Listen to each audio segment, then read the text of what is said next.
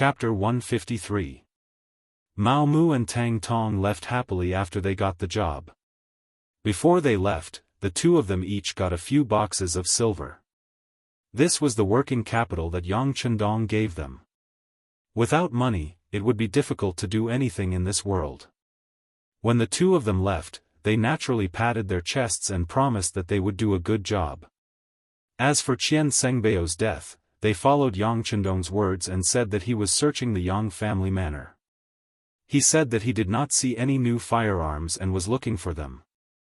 As long as the news could be delayed for half a day, Yang Chendong could naturally do a lot of things. Mao Mu and Tang Tong left happily. Hu Yan, Xiao Yin, and the other girls also walked from the back hall to the side hall. They all looked at Yang Chendong with happy eyes. Except for seventh sister Yang Duo, the other girls' eyes were shining. They looked like they couldn't wait to throw themselves into Dong Shuai's arms and be comforted. After so many days without a woman by his side, Yang Chendong's body also had needs. But he knew that there were too many things that needed to be done now. He would have to wait until night to talk about love. He could only suppress the impulse in his heart and smiled at the girls. You can rest assured. This young master is very good. I didn't get hurt at all. Later, when the situation stabilizes, I will talk to you one by one. For now, young master, Yang San is here. He is waiting in your study. Tiger's mane walked into the side hall at the right time. His appearance helped Yang Chendong out of the situation and also found a suitable excuse for temporarily leaving. Okay, this young master will go right away. After Yang Chendong finished speaking to Tiger's mane, he showed an apologetic smile to the girls. Then, he got up and went to Hu Yan's side. He reached out and gently stroked her slender jade hand. Thank you for your hard work.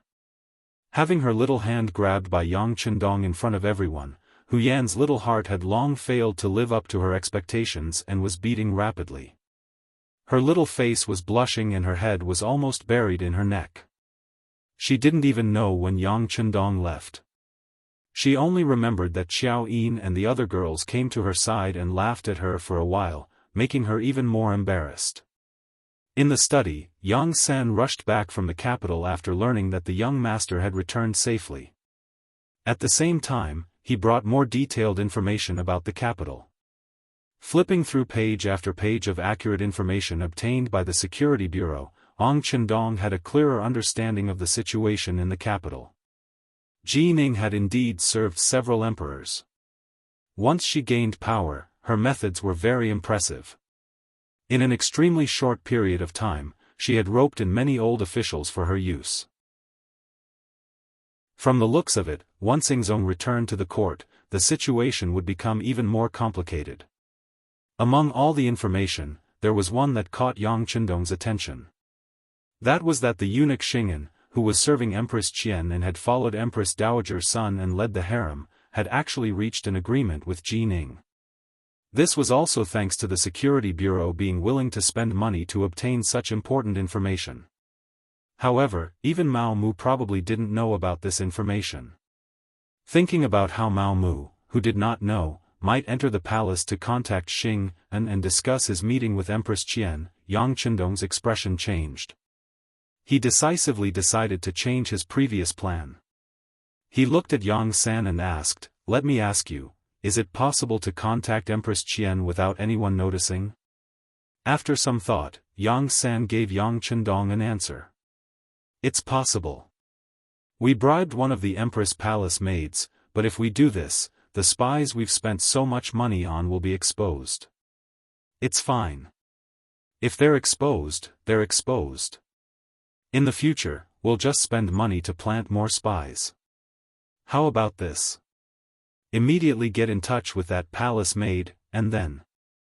Mao Mu excitedly returned to the capital and entered the imperial palace.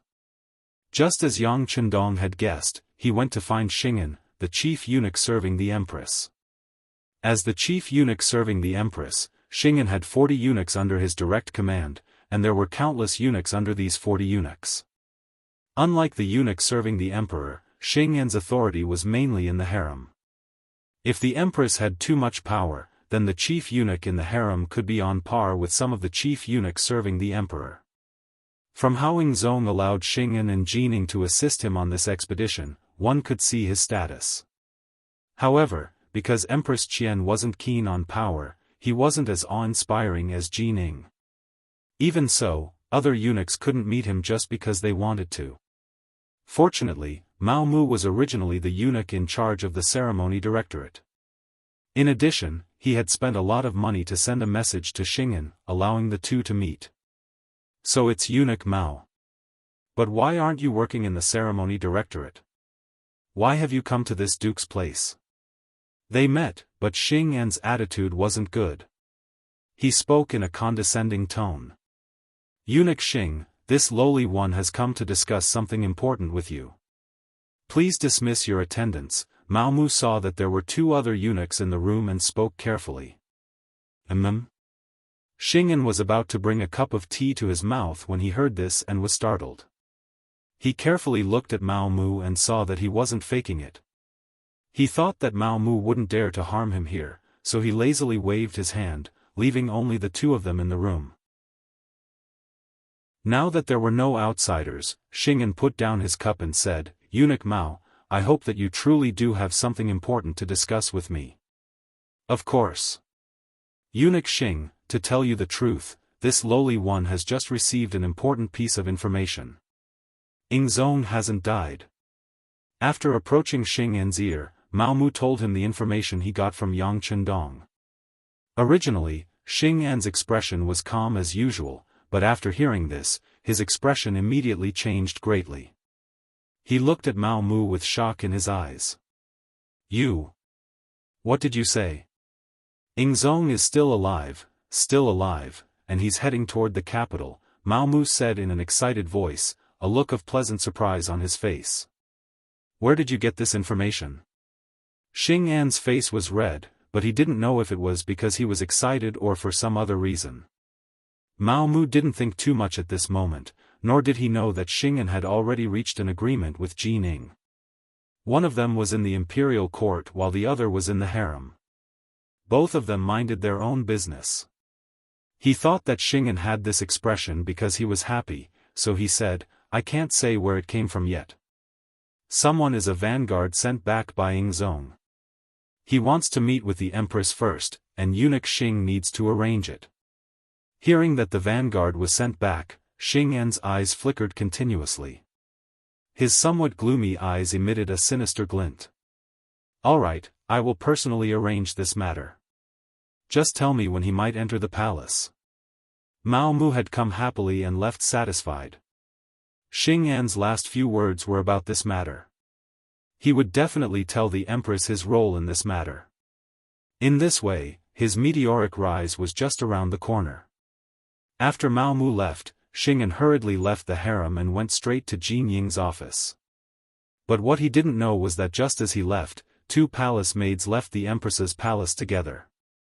Xing'an's sudden arrival naturally attracted Jin Ying's attention.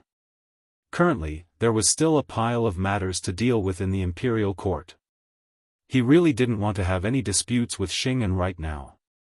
Of course, once he grasped the overall situation, no one knew what he would do. In the secret room, Xing'an told Jining the news he got from Mao Mu. As expected, it gave her a big fright. "Eunuch Xing, this matter can't be taken as a joke. General Shiheng said that Ingzong and hundreds of officials died in the battle, and his body has been found. How could there be another Ingzong?" Jining thought of everything that Shiheng reported in the imperial court that day, and said in a doubtful tone, "Yes. I don't really believe it either," but Mao Mu said it with certainty. Otherwise, eunuch Jin can capture Mao Mu and ask him. Xing'an also wasn't too sure, so he wanted to capture the eunuch who told them the news and torture him. Then, he would have no choice but to say it. After hearing this, Jining was a bit tempted, but then she shook her head. "No rush. If we capture Mao Mu now, I'm afraid that the so-called vanguard won't dare to appear rashly. Let's do it like this. Everything will go according to the plan you discussed before. Once the vanguard appears, we'll capture him and then interrogate him about whether Ingzong is still alive. If he's lying to us, then it's no big deal. But if he's alive, then we'll put him under house arrest. When the time comes, we'll inform Daizong. This will be a great merit. When that time comes, will we be left out of the benefits? Good, good. Eunuch Jin's thoughts are thorough. Thinking about how he could use this opportunity to make a good contribution in front of the new emperor, Xing An's face was filled with excitement. Although it was true that he was the head eunuch by Empress Qian's side, the emperor had already been replaced, and the empress would be replaced sooner or later. When that time came, he would have to make plans as early as possible. This was also why he took the initiative to tell Jining this matter. This was to pave the way for future matters. Mao Mu was still waiting. When the time came, he would bring Yang Chendong to meet with Empress Qian in private. But before the main person appeared, a young eunuch appeared first. Eunuch Mao, the sixth young master has a message for you. Immediately leave the palace with me. Who are you? Mao Mu asked warily when he saw that the young eunuch was unfamiliar. Eunuch Jin, don't worry about who I am. All of this was arranged by the sixth young master. He said that what you did has been exposed. Soon, a great disaster will befall you. Come with me now. The eunuch who came also had an anxious look on his face. He was taking a huge risk by doing this. If Yang San had not found him and said that he was willing to pay 2,000 taels of silver for him to make this trip, then he definitely would not have appeared here. If it had been any other excuse to find him, Mao Mu might not have left with him. But the young eunuch mentioned the sixth young master. That meant that not many people knew that the sixth young master was still alive. This matter was filled with more credibility. All right, I'll go with you. Chapter 154. Yang Family Manor. A carriage arrived outside the manor, and entered the manor without any inspection. As soon as it stopped, Hu Yan, Yang Duo, and Xiao Yin hurriedly came up to greet it. However, when the curtains were opened, only two women in palace-maid attire were revealed. Hu Yan, Yang Duo, Xiao Yin, greets the empress. After seeing the appearance of one of the palace maids, the three immediately bowed. There's no need to be so polite. Where is the Eastern commander? Empress Qian's face was filled with anxiety. After greeting the three women, she directly asked for Yang Chendong's location. He is. The young master is in the main hall waiting for the empress. Because he has some urgent matters to attend to, he couldn't come to greet you. Xiao Yin explained for Yang Chendong. No matter. I'll have to trouble you three to lead the way. Empress Qian didn't care whether Yang Chendong came to greet her or not. What she cared about was the news the palace maids told her. It was that Ingzong wasn't dead. Just this one sentence was enough for her to take any risk and meet anyone. Speaking of this Empress Qian, she was truly a good woman. She wasn't greedy for money or power. She truly loved Zhu Qizhen wholeheartedly and saw him as her husband, not some emperor or monarch.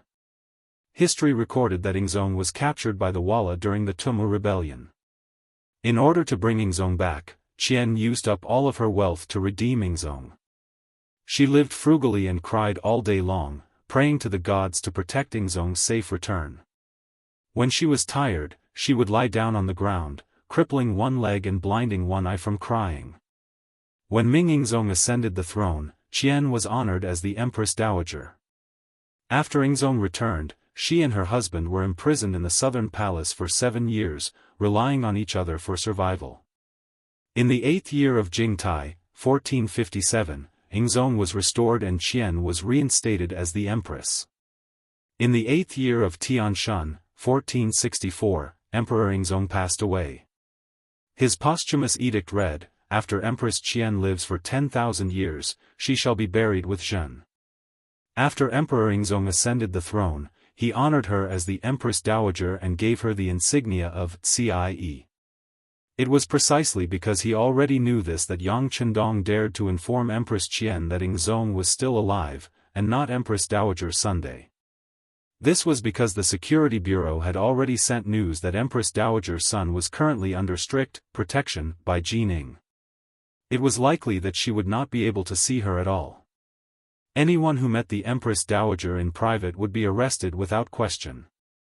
In the main hall, Yang Chendong was listening to Tiger's man's report and the movements of the embroidered uniform guards. Yang Chendong knew that it was only a matter of time before the news of his return leaked out. It would take at most 1 day, or at most half a day for someone to point the finger at him.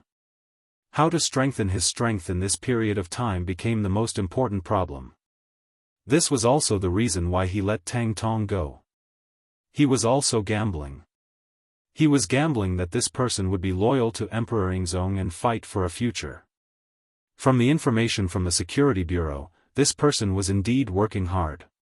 He had already contacted many embroidered uniform guards Jianghu and Baihu. However, at the same time, he had also caused quite a commotion. Ji Ning probably already knew about it. Arrange for Baizhua to lead the Ghost Shadow Sniper team out of the manor to provide support. Remember, this is not the time to kill, but to warn. Yang Chendong quickly made a decision and prepared for the arrival of Tang Tong and the others. Yes. Tiger's man replied and prepared to make the arrangements. However, before he left, he couldn't help but ask curiously, "Young master, Hu Zhangning is also the embroidered uniform guard's guardian. Why didn't you inform him to come help the emperor?" "Forget it. The situation is unclear now. It's better not to let the Hu family get involved in this mess." Yang Chendong shook his head decisively. Of course, he had considered his future father-in-law. However, he could support Emperor Yingzong because he had the means to protect himself. However, the Hu family was different. Moreover, they were in the capital. If Emperor Yingzong got angry and wanted to punish the Hu family, even he couldn't do anything. Since the young master had already made plans, Tiger's man naturally wouldn't ask any more questions. After agreeing, he turned and left. Just as Tiger's man left, Empress Qian, dressed as a palace maid, came to the main hall. It had to be said that the empress was the empress. Even though she was dressed in palace maid attire, it was still difficult to hide her noble aura. In addition, she was indeed very beautiful and young. Her appearance actually made Yang Chendong's eyes light up. The surprise only lasted for a moment. Yang Chendong quickly considered everyone's identity. He immediately knelt on the ground and said, "This subject pays respects to the empress. No need to be so polite. Yang Chendong, you said that Emperor Yingzong is still alive. Do you have any evidence?" Empress Qian's face was anxious. Her eyes were like limpid autumn water, expressing her current mood. "Yes, please take a look." As Yang Chendong replied, he took out the secret letter written by Zhu Qizhen and handed it to Empress Qian. She received the dense letter with trembling hands. When she opened it and saw the familiar words, Empress Qian couldn't help but cry. This long-awaited handwritten letter was enough to prove that Emperor Yingzong was still alive. For a woman like her, this was the greatest joy. The secret letter had originally been written to Empress Qian. It recorded Emperor Yingzong's recent situation, especially how Yang Chendong had performed a great service and how he had protected Zhu Qizhen to safely escape from the Tumu castle.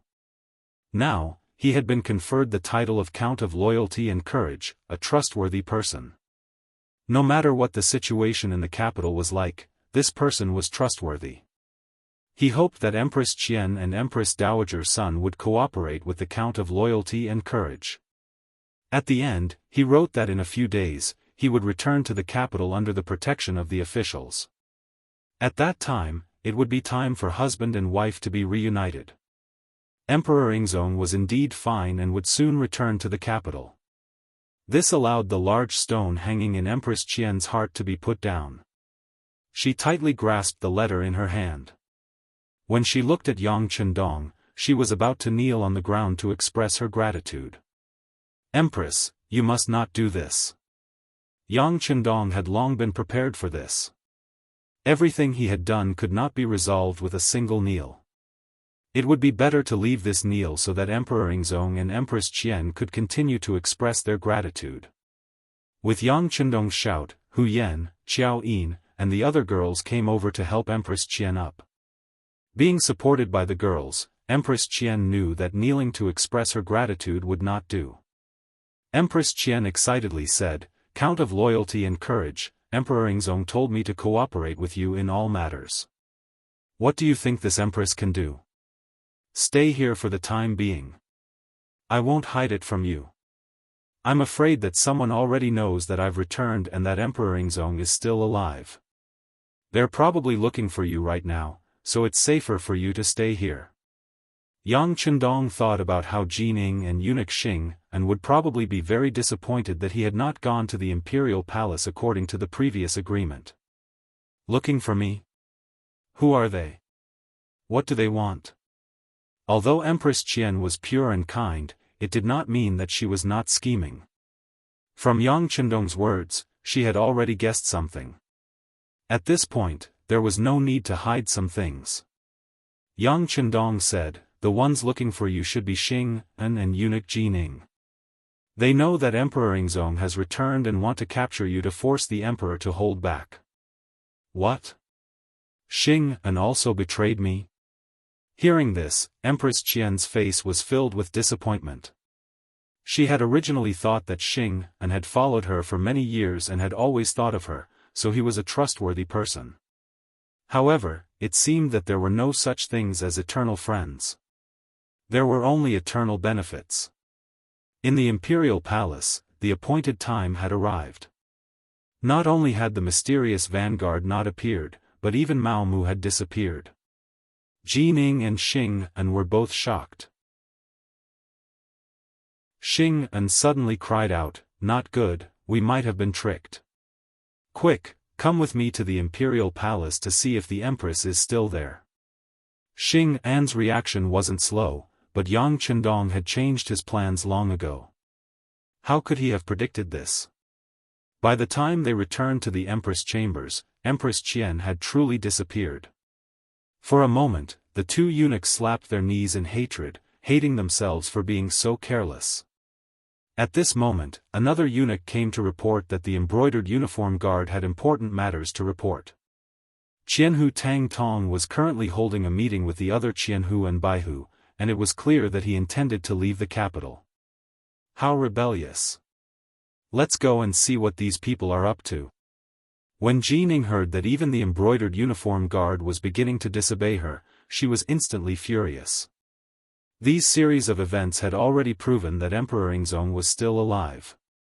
Otherwise, what was the point of setting up such a large game of chess? Jining sensed that the situation was about to spiral out of control, so she hastily left the Empress chambers and ran into an agent of the embroidered uniform guard. While they were still some distance away, the agent anxiously said, "Eunuch Jin, your subordinate has already investigated. Nearly 1,000 embroidered uniform guards have gone to the Yang Clan Manor 15 li south of the city." The Yang Clan Manor? Yang Chendong? He's actually still alive. When Jining heard this, she suddenly had a feeling of realization. She had been speculating about which vanguard Emperor Yingzong would send back to the capital. For this matter, she had already arranged for all the soldiers guarding the city to interrogate anyone who had come from outside, but they had found nothing. But if this person was Yang Chendong, then everything made sense. This person had never entered the capital, so how could she find him? Good, very good. Jining was not angry. On the contrary, she was rather happy. She had been afraid that she wouldn't be able to find this troublemaker. As long as this person was found, the matter would be easy to handle. She just needed to capture this person or directly kill him, severing Emperor Yingzong's foundation. Then, she would have rendered a great service to Daizong. Come.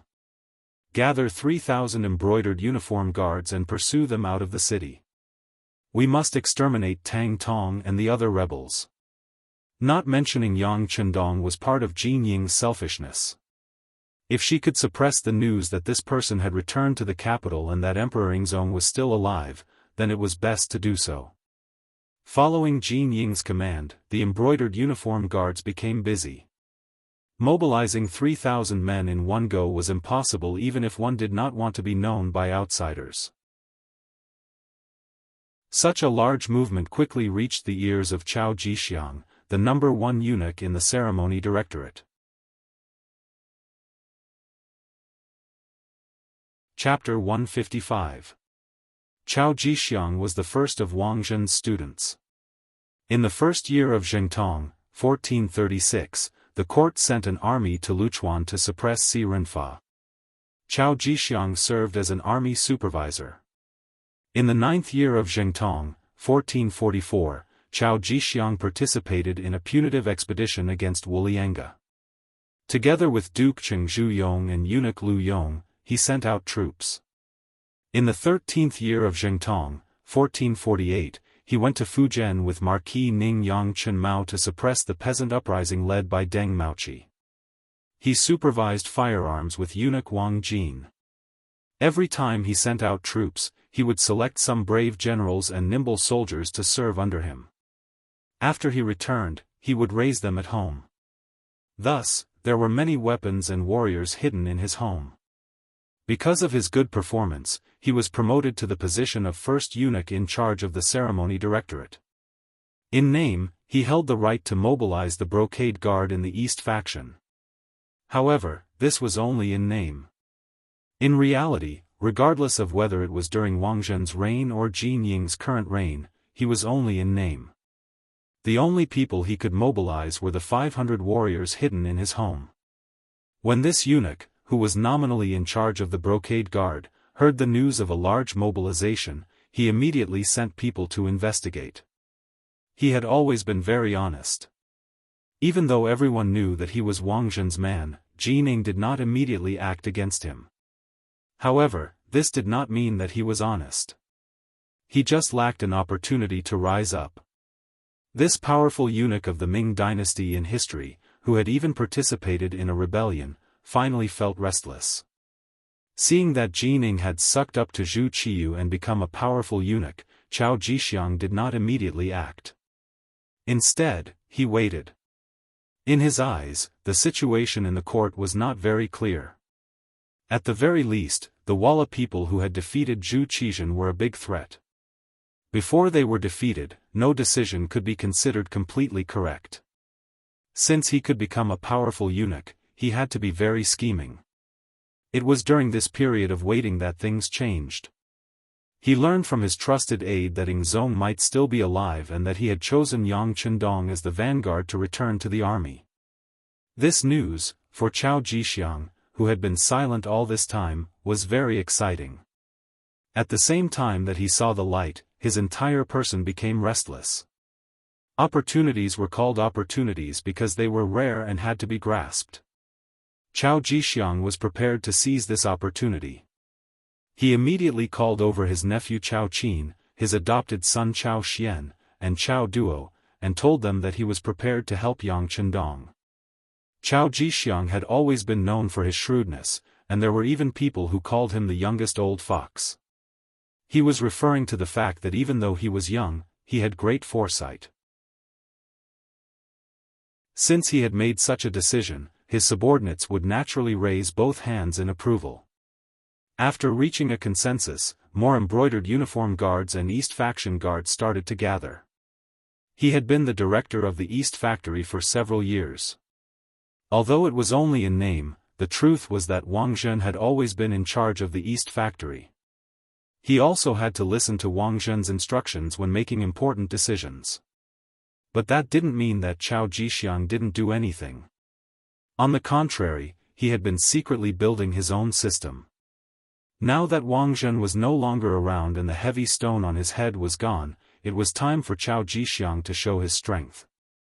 Soon, no less than 3,000 people from the Eastern faction and the brocade guards gathered and headed to the Yangjia village under Chao Jixiang's personal lead. Outside the Xianxia village, it was bustling with noise and excitement. Tang Tong led 1,000 embroidered uniform guards in front, while the commander of the embroidered uniform guards, Han Ji, led 3,000 embroidered uniform guards in pursuit. Behind them were the 3,000 embroidered uniform guards and East faction guards led by Cao Jixiang himself. They were like orioles following closely behind. The soldiers of the warden's office guarding the south gate of the Great Ming Dynasty looked at the large group of embroidered uniform guards and East faction guards walking out of the city. They guessed that something big must have happened, but they couldn't imagine what kind of big thing it was with their intelligence. On the road 5 li outside the Xianxia village, the Ghost Shadow sniper team hidden in the dense forest on both sides of the road were ready. They were waiting for the enemy to arrive and give them a thunderous blow. This place would become the place for them to show their fangs once again. Yang Si stood alone in the middle of the road. He could already see the figures of Tang Tong and the others in the distance, but he still didn't panic. It was as if the army of 1,000 didn't exist. It wasn't until Tang Tong ran in front of him that he waved his hand and said, "Count Zhongdan has given the order. Warriors who are loyal to Yingzong, stand behind me. As for the others who want to invade the Yang family manor, kill them." Yang Si's voice wasn't very loud, but it had a kind of deterrent force. Tang Tong and the others consciously stood behind him and formed a formation. Just as they finished doing this, a group of people came from the distance. They were all wearing flying robes and holding embroidered spring sabers. Their faces were murderous. "Stop right there." When Yang Si saw that the distance between him and the embroidered uniform guards was already about 60 paces, he suddenly let out a loud roar. The sound of his roar rang out, causing Han Ji Xian, who was leading the charge, to involuntarily rein in his horse and stop. "Who are you? You dare to block the path of my embroidered uniform guards? Do you know that you have committed a capital offense?" Han Ji's eyes were full of murderous intent as he glared at Yang Si. "In front of us is the private manor of Count Zhongdan. No one is allowed to enter without permission. Otherwise, it is a capital offense. I want to ask you, how many heads do you have? Are you tired of living?" Facing the angry Han Ji, Yang Si responded with a sneer. His eyes were full of contempt and disdain. When Han Ji saw Yang Si's imposing manner, he, who was originally filled with anger, immediately turned hostile. "Brat, I am now under Eunuch Jin's orders to capture these traitorous remnants of the embroidered uniform guard. If you know what's good for you, dismount from your horse and kneel on the ground and beg for surrender. Otherwise, don't blame this official for being merciless." Lightly shaking his head, Yang Si narrowed his eyes into slits and didn't say anything else. The warning had already been issued. If the other party still insisted on doing things their own way, the Ghost Shadow sniper squad would show them what the end of the road was and what despair was. Seeing that Yang Si didn't say anything else, Han Ji's imposing manner couldn't help but rise. He turned his head to the left and right and said, "Go, capture Tang Tong and the leaders of the rebellion. If anyone dares to resist, kill them without mercy and wipe out their families." "Yes." A few of the embroidered uniform guards who were swept by Han Ji's gaze immediately puffed out their chests and raised their heads. They rode their horses forward as if they couldn't bear to look at them. At the same time, their right hands pressed on the embroidered spring sabers at their waists. They looked like they would kill anyone who dared to resist. Puff puff puff. The snipers with silencers opened fire under Bai's command. Without the slightest movement, for embroidered uniform guards who were riding forward fell from their horses. When they landed on the ground, each of them widened their eyes. Their faces were filled with unwillingness and confusion. The 4 officers of the embroidered uniform guard were suddenly killed on the spot without any warning. This frightened the others. For a moment, the embroidered uniform guards who were advancing stopped in their tracks. They looked around as if they were looking for something. There's no need to look. If anyone is looking, I guarantee that the next one to die will be him. In order to increase the sense of mystery, as well as to deal a fatal blow to the enemy's morale, Yang Xi's shout rang out. Some of the officers who were obedient immediately stopped their actions of inquiring about the situation. However, there were also two who didn't know what was good for them. They didn't take Yang Xi's words seriously at all. They were still looking around to find the reason for their comrades' deaths. However, in the next second, the two of them became corpses. They fell from their horses with a spear between their eyebrows. 6 people died in a row. This sudden turn of events caused the embroidered uniform guards to cry out in alarm. Death wasn't scary, but to die without knowing why, or even who killed you, this became very scary. Han Ji also had a physical body. With the help of Jin Ying's power and influence, such a person would naturally cherish his life more than ordinary people. Glory and wealth were right in front of him. If he died without enjoying it, how unjust would that be? Seeing that 6 of his subordinates had died in succession, he really couldn't find the reason. His expression changed again and again, and he said to the left and right, "Go, you guys rush over. This official wants to see who is causing mischief in the dark." Han Ji didn't know the reason. Naturally, he couldn't go back and report to Jin Ying. Whether it was for his own position or to give his superiors an explanation, he needed more people to test the danger and find the real killer move. The embroidered uniform guards who were called out immediately changed their expressions. There were only 2 kinds of people who knew that they would die but still wanted to go forward. One was someone with strong faith. The other was someone who was stupid. For these embroidered uniform guards, faith was nothing. In their eyes, power and money were more important. To be elected to the embroidered uniform guards, they naturally weren't stupid. If there were no benefits, why would they be willing to take the risk? At that moment, several people looked at Han Ji with pleading eyes. Their pleading was very obvious. What? Is no one going to listen to my orders? Let me tell you, if you rush forward and die in battle, you will die for the country. Your family will be compensated. On the other hand, if you disobey, not only will you die, your family will also be implicated. Choose for yourselves. The angry Han Ji wouldn't reason with his subordinates. He directly made his position clear. To outsiders, the embroidered uniform guards were very powerful. They could even capture important officials. However, at the same time, their internal rules were very strict. So strict that even the slightest mistake could result in death. Since Han Ji had already threatened them, they had no other choice.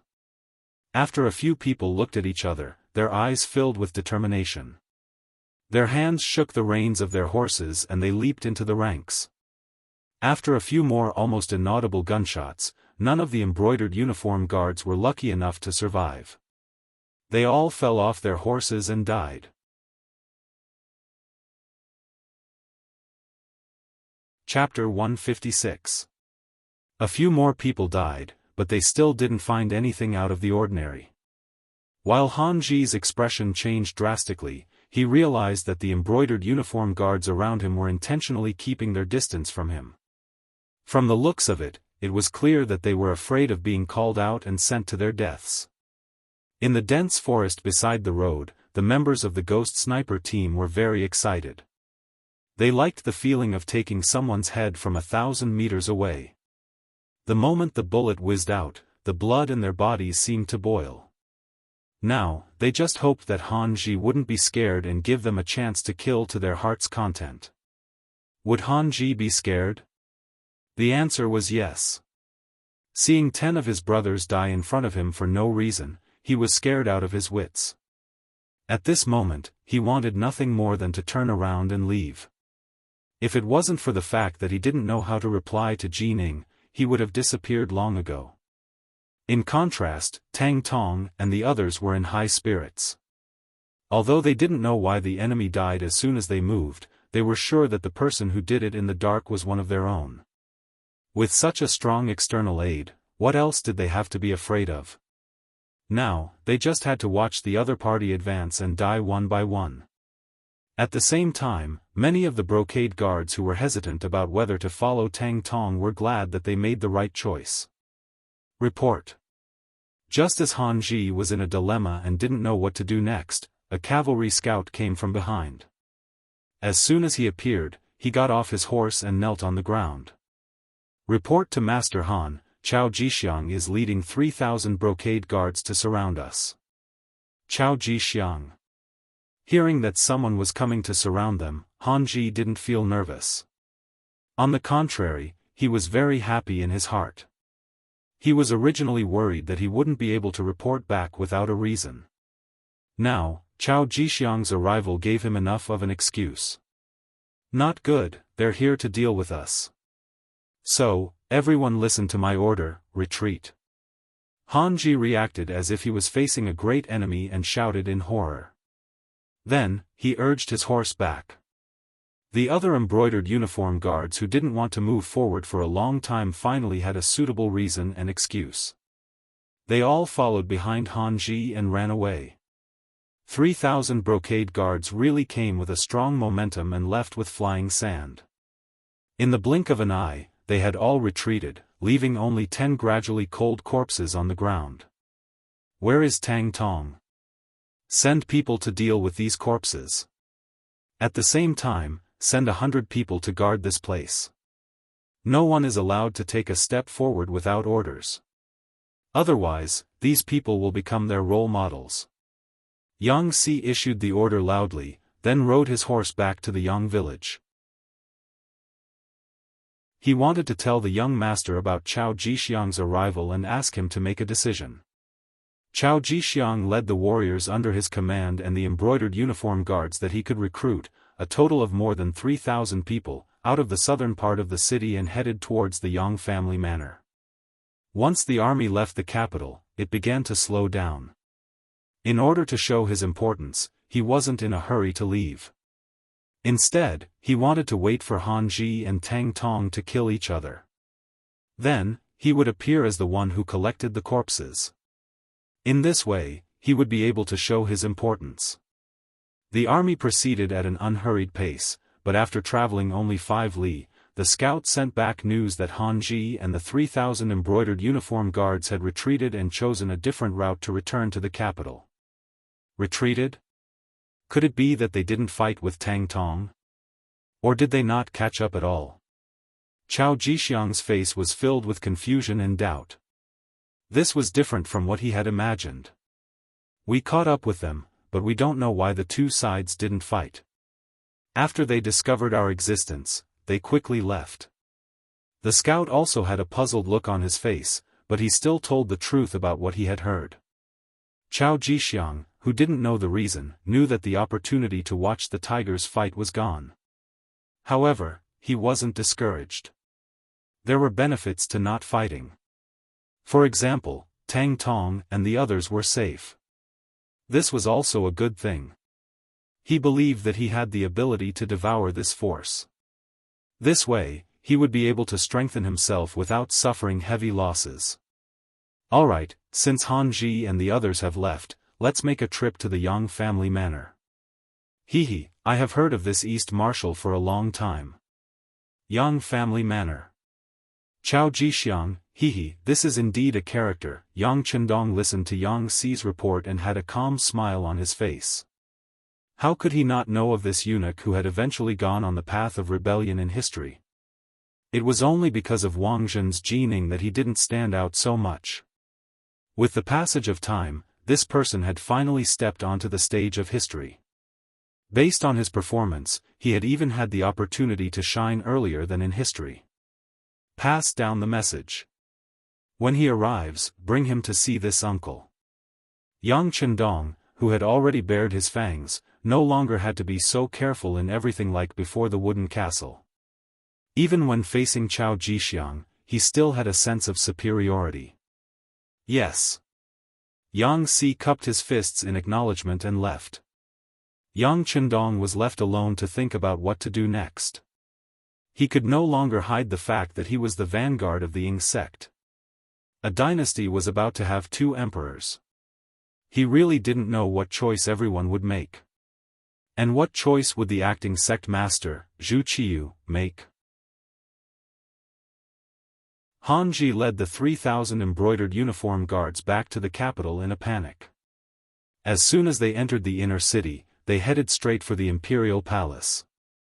In the imperial palace, Jining had already told the newly ascended acting sect master, Zhu Qiyu, about the fact that Yang Chendong had returned to the capital as the vanguard of the Ying sect. She also told him about how he had already taken Empress Qian out of the palace. Zhu Qiyu's expression became somewhat panicked. His throne was not inherited from anyone, nor was it passed down orally like the other emperors. It was completely pushed to this position by the ministers who forced him to do something beyond his ability. He had originally thought that his brother, Zhu Qizhen, had died on the battlefield. That way, his throne would be rightful. But he had never imagined that he was still alive. What was the point of his throne then? Wasn't he being suspected of usurping the throne? Thinking of this, Zhu Qiyu tried to say to Jining, since royal brother is still alive, when he returns, we can give the throne back to him. Zhu Qiyu's answer disappointed Jining greatly. At the same time, she was shocked. If this was the truth, she could imagine what his fate would be. When the Ying sect left, he had told her to handle court affairs with another eunuch, Xing'an, the minister of appointments, Wang Zhi, and the emperor's son-in-law, Jiao Jing. But now, not only had he taken over the other three, he had also recommended Zhu Qiyu to be the emperor. If he was investigated, the result was obvious. Not only would she die, but everyone related to her would also not be able to escape. She absolutely could not allow Zhu Qizhen to ascend the throne again. After Jining made up her mind, she looked at Zhu Qiyu and said in a threatening tone, "Your Majesty, do you think this is borrowing something? If you don't need it, you can return it. This is the throne. Whether you are willing or not, you are now the acting sect master of the great Ming Dynasty. Based on this, do you think that if he returns, he will spare you?" "Ah! What should I do?" Zhu Qiyu heard Jin Ying's words and immediately panicked. Zhu Qiyu was not a shrewd person. In terms of scheming, he was far from his brother, Zhu Qizhen. He was straightforward and had a low EQ. Sometimes, he didn't even know how to be flexible. In history, he had even openly bribed the officials for his son to become the crown prince.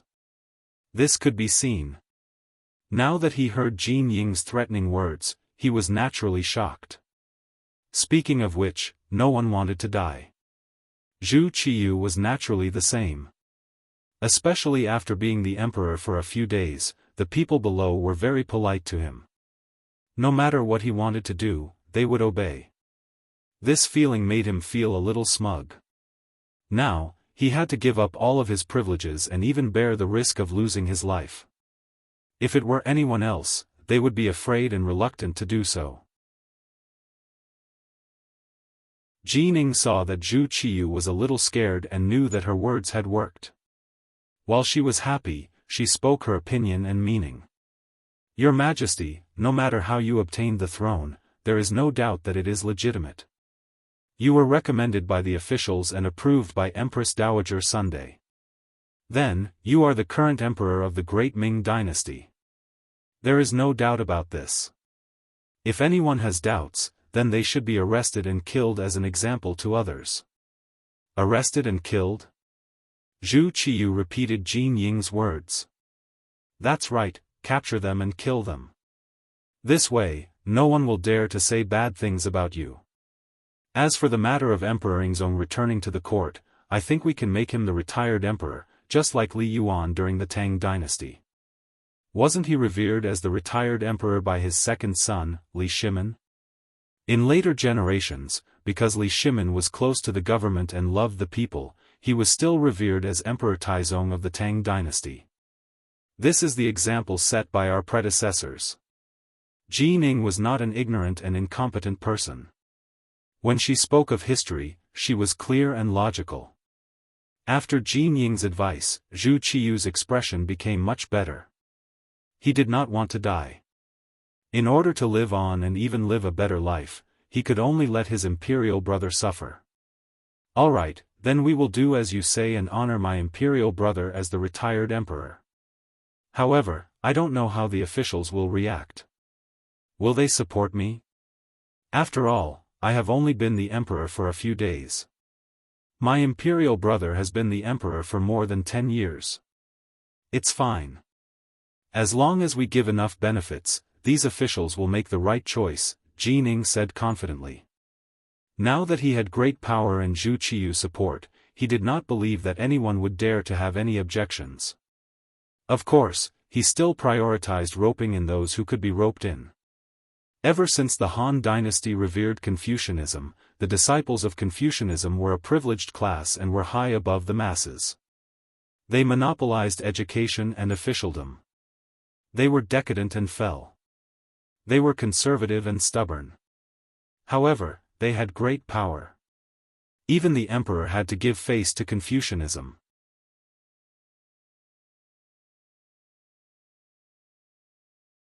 Chapter 157.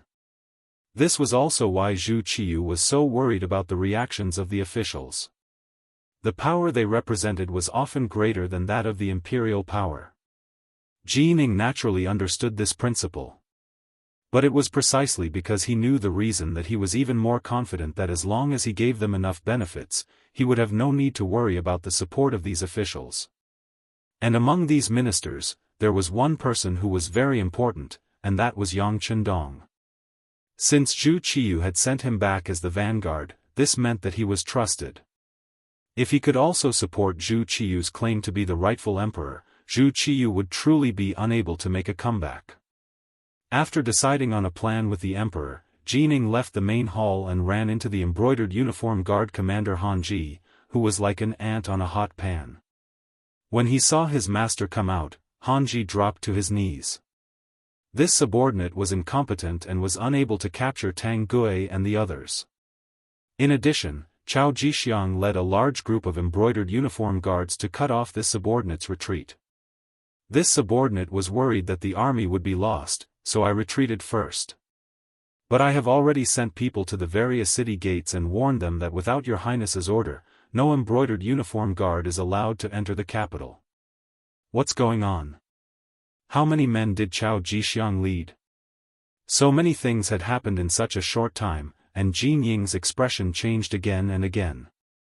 He had originally believed that with his superior numbers, killing Tang Tong and capturing Yang Chendong was just a matter of time. Once Yang Shima became a prisoner, he would no longer have a chance to negotiate with him. At that time, he would be able to do whatever he wanted. He had never imagined that things would turn out to be completely different. It's like this. Han Ji wiped the sweat from his forehead and explained everything he had seen and heard to Jining. When he heard that 10 embroidered uniform guards had been killed without a single sign and that no one had been able to find out who had done it, Jining knew that it had to have been the work of those advanced firearms. He also understood that the report that Qian Sengbao had taken the Yang clan and was searching for firearms was false. By the time he had received the news, Qian Sengbao had probably already been dead. It seemed that the Yang clan truly could not be underestimated. With the advanced firearms, the Yangjia village was already impregnable. Now that they had Chao Jixiang's support, it was likely that they would become powerful. It seemed that this Yang Shima was really difficult to deal with. It would be impossible to defeat him without spending a bit of capital. Alright, I got it. How about this? I will immediately report this matter to His Majesty. You lead the embroidered uniform guards and wait for my orders. After Jining finished speaking, she turned around and walked towards the main hall of the palace. She found Zhu Qiu again. My dear minister, is there something wrong? Seeing Jining appear, for some reason, Zhu Qiu felt a burst of panic in his heart. Your Majesty, things are indeed a little unexpected. That Yang Chendong, who was just conferred the title of loyal and courageous Count by Yingzong, has a very powerful firearm in his hands. It can easily take a person's life within a few hundred steps. Just now, 10 embroidered uniform guards died in the hands of this firearm. As soon as Jining saw Zhu Qizhen, she made the situation sound very serious. If she didn't do that, she wouldn't be able to get his attention, and it wouldn't be easy to talk about the following conditions. There's such a thing? What should we do? Zhu Qiyu started to panic again. He really didn't expect that he would be so nervous as emperor. Don't worry, I'll say the same thing. Your Majesty, as long as we give the loyal and courageous Count enough benefits, it will be very easy for him to recognize you as emperor. Now, it's up to us to see how much capital we can spend, Jining asked tentatively. Although he said that he had great power now, when it came to conferring titles, it wasn't something that a powerful official like him could decide. All right, as long as he's willing to recognize me as emperor, I'll confer him a high official. My dear minister, what do you think will satisfy him? In order to become emperor, Zhu Qiyu's life would no longer be threatened. At this moment, he was also willing to spend a lot of capital. With Zhu Qiyu's attitude, Jining breathed a sigh of relief. Your Majesty, since Ingzong can confer him the title of Count, why can't we confer him the title of Marquis? As long as we show enough importance, I'm sure that Yang Chendong will be indescribably grateful. At that time, he'll naturally follow your lead. When that time comes, Ingzong will really have no one to rely on. Confer the title of Marquis? That's fine. I'll leave this matter to you, my dear minister. Zhu Qiyu only hesitated for a moment before agreeing. Although there was a saying in the Great Ming Dynasty that one couldn't be conferred a title without military merit, since imperial brother Zhu Qizhen had already conferred the title of Count, it shouldn't be too much for him to promote him. On the official road 5 li away from Yang Manor, Chao Jixiang rushed over with his army of 3,000. What he saw was a man dressed as a servant riding on a tall horse blocking the road. Behind him were 100 embroidered uniform guards wearing flying fish robes. The formation was placed in front of him, but it was completely unwelcoming. There wasn't the slightest bit of welcome. This caused Chao Jixiang to be dissatisfied. His nephew, Chao Xian, was flustered and exasperated as he shouted, "What are you doing? Don't you recognize Lord Chao?" During Wang Zhen's reign, Chao Jixiang was the first eunuch in charge of the ceremony directorate. In name, he was in charge of the Eastern faction and the embroidered uniform guards. His subordinates naturally recognized him. However, after witnessing Han Zhi's defeat, they were filled with confidence in their loyalty. Even if their immediate superior appeared, no one would feel afraid. Chao Xian roared, only to be met with silence.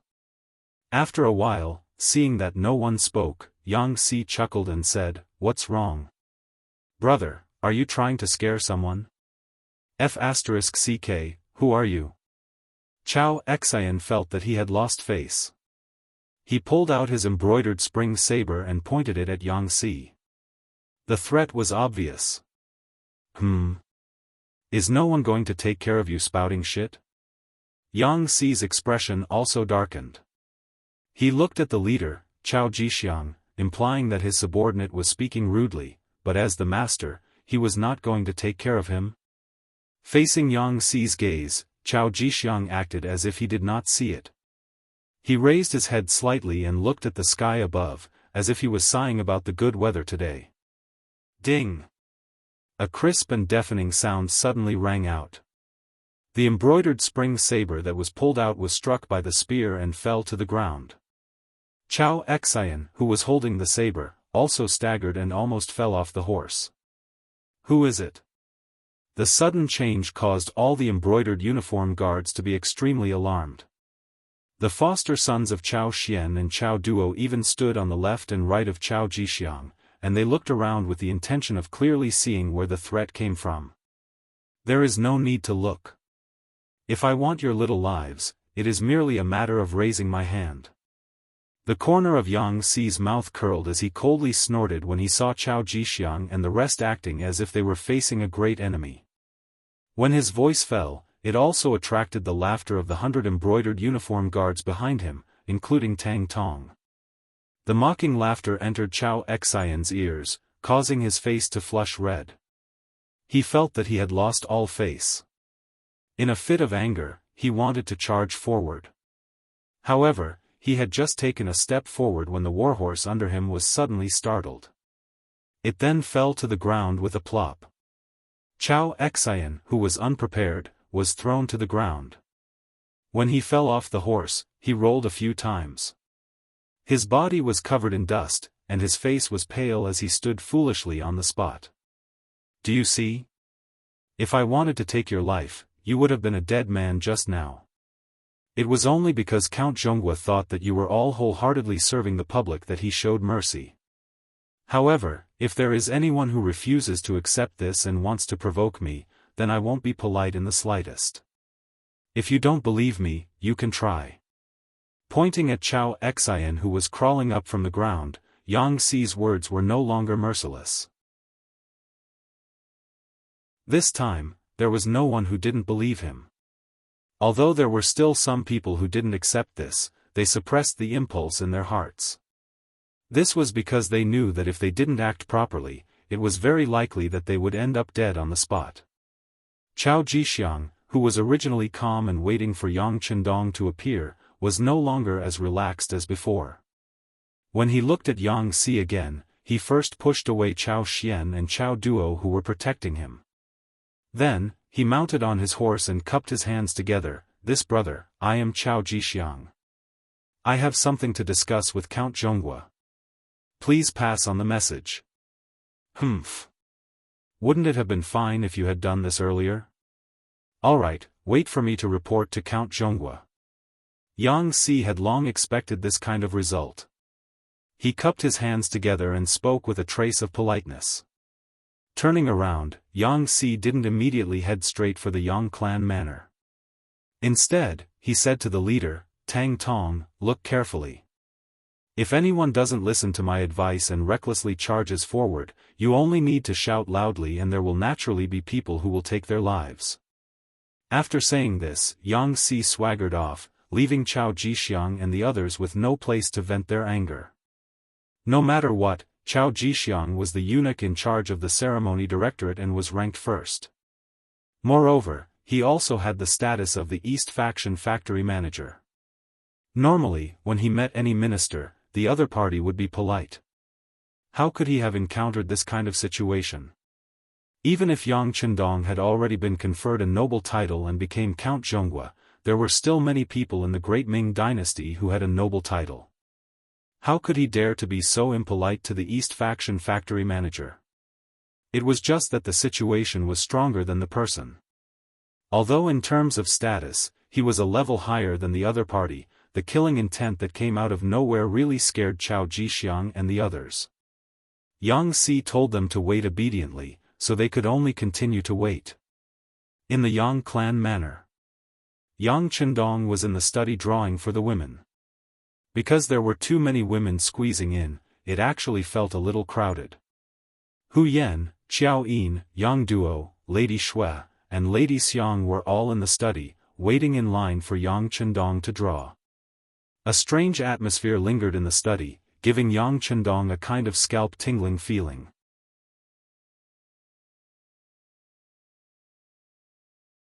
Chapter 158. Among the 5 women, Hu Yan and Yang Duo were in the same group. Their gazes were the most direct, sweeping over Qiao Yin and the other 2 women from time to time, giving people the feeling that they were scanning their bodies. Because of their backgrounds, Hu Yan and Yang Duo had more in common. In their opinion, it wasn't that a man couldn't marry a concubine, but he should at least respect the first wife, right? Obviously, Hu Yan should play the role of the first wife. Qiao Yin and Madame Shui were in the same group. They were all people who had served Yang Chendong before, and they had the same experience of serving him. Naturally, their hearts were closer. However, when they faced Hu Yan's gaze, they still felt a little unnatural. Perhaps they also knew that with their backgrounds, it was impossible for them to be the first wife of the 6th young master. To be able to become a concubine was already a blessing from their ancestors. The last of the 5 women, Madame Xiang, felt uncomfortable standing there. She was extremely careful when she spoke and walked. Her background wasn't good, and she hadn't been recognized by Yang Chendong.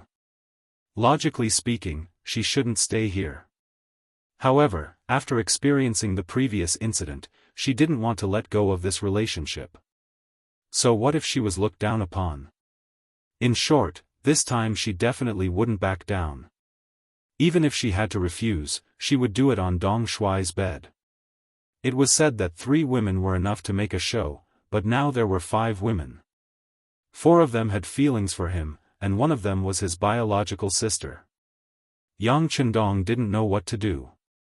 Although he was still holding a brush, he was no longer in the mood to paint. Cough.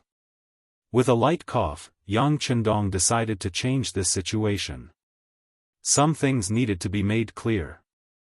Otherwise, he didn't know how he would live in the future.